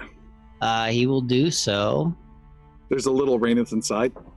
That would be my hope, but does not seem like the case. How far away is the body of this skull? And then we'll go, after recovering the box, he will go with Sir Brenrose to investigate, I assume, Jinx. You head over towards the cage. It's almost like a tall bird cage, if you will, but made of dense, thick iron. You can see there is a goblin lying on the ground there. Brenrose, Xander, Sildren, you are there. If you're trained in medicine, you can, or the equivalent, you can make a roll. Okay. Xander is not trained in medicine. 34. There you go. Wow, Yaru did good. Okay, and yeah. We'll take Sildren's 34. That's huge. Sildren, you believe she has passed away at least a week ago, and it was due to starvation. Sildren gives her last rites and will also cast Gentle Riposte.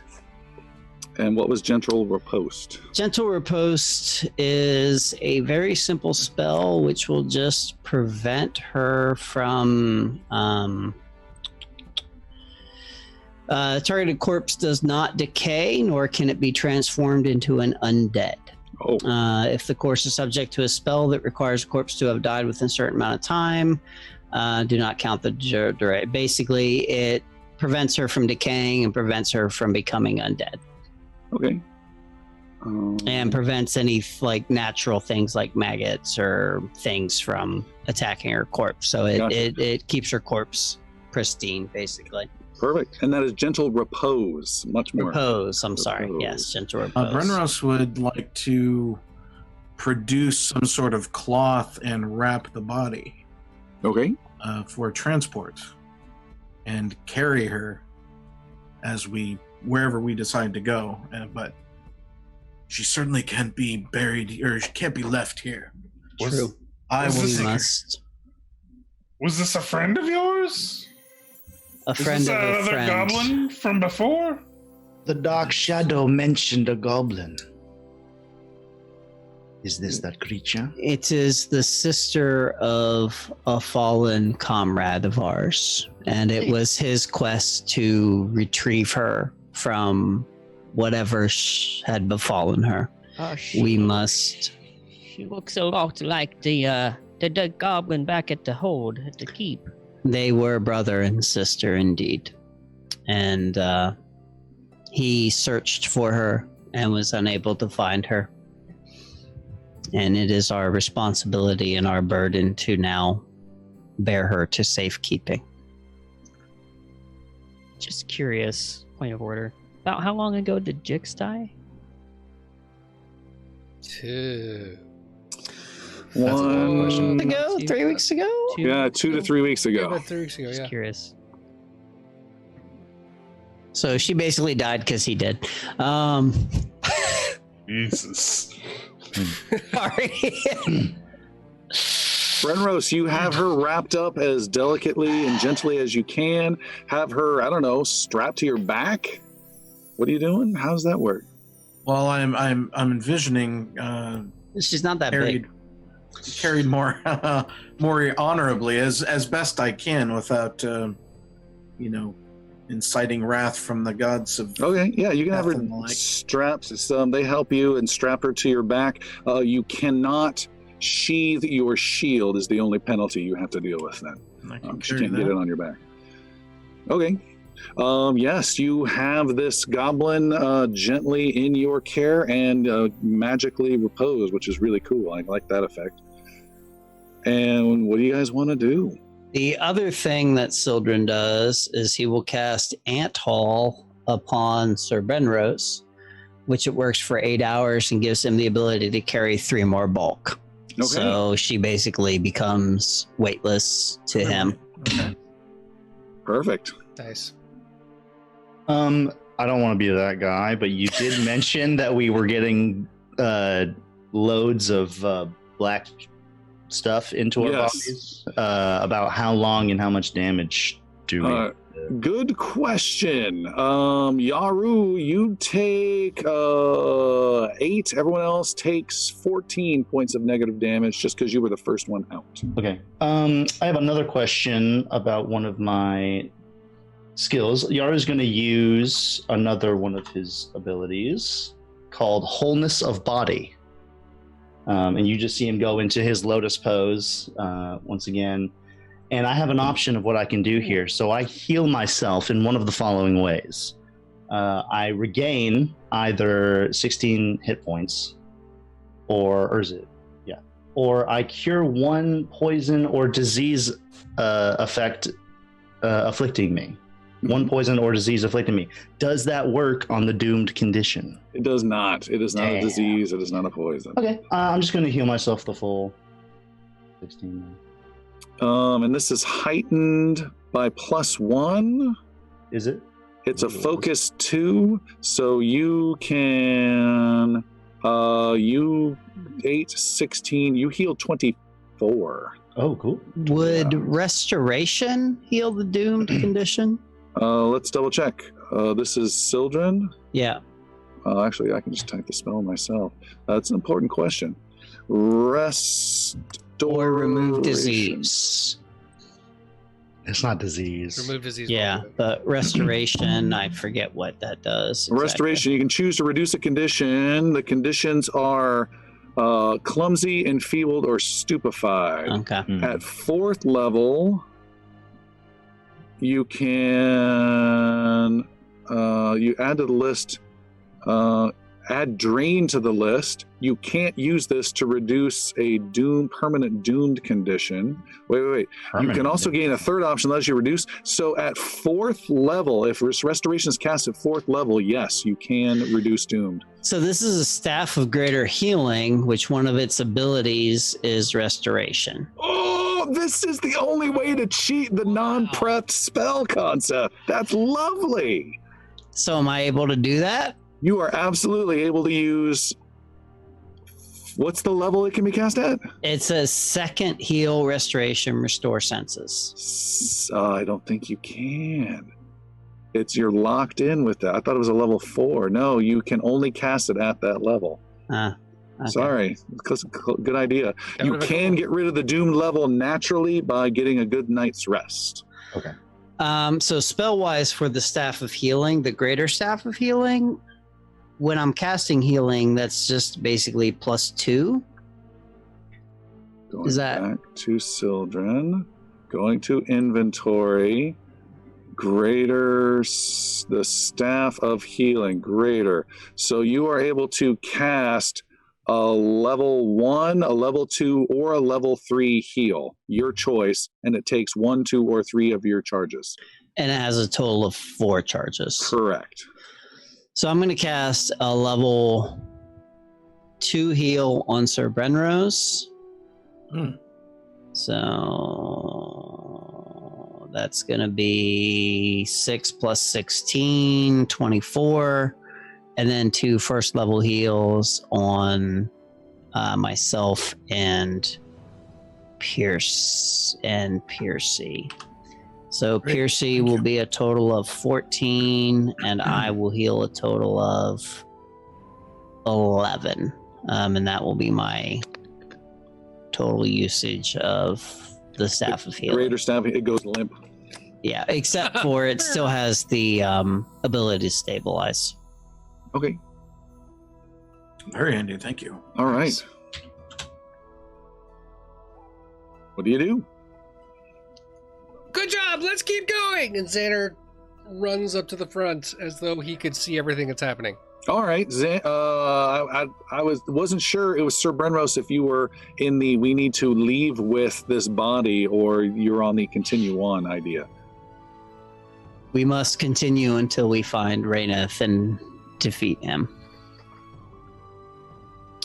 Piercy, as we walk by, Piercy stops and kneels down and says, I only saw your brother. He was dead when I saw him, but I know he died bravely, and I know he would have loved to have seen you again. But now I know you are together with him. And then he walks on. All right. Huh? What are you guys waiting for? Let's go! Xander kills the moment, waving for everyone to come on. Yeah. The group heads down this long corridor and travels for quite some time. You are lit up in this almost pitch black corridor by this light that is just coming from the watch on Sildren's wrist. As you guys make your way through, you see at the end of this nearly mile-long long corridor some lights up ahead. You can see it opens up into or ends in a chamber type thing. It's more of an end to the corridor, but it's more of a place because it has several pillars that are set up in place, maybe like 9 or 12 of them that are big and wide and rise up to the ceiling. There's some risen sections of stone, almost like Roman aqueducts with some stairs leading up to them. There are some strange undead shapes that are moving and standing and swaying on top of this thin bridge work. On top of some of this strange bridge work, It are some strange contraptions that are letting out bluish magic beams that all both hit at a central section in the middle, where there is a some sort of strange floating bones that are floating in the air, being held up by these projections of magic around. And you guys can see this from far away, and standing nearby those floating bones is this dark, shadowy figure you instantly recognize as Raineth, as his white eyes flash again. And he says in a booming voice throughout the chamber, "You think there is some heroic end here, but you are far too late. The awakening was begun weeks ago. You have only come to your suffering doom." And we will stop there for Son of a bitch. tonight. So thank you everyone for coming. Don't forget to check us out on Patreon and gloriousbards.com, on Twitch and YouTube, and we will see you next time.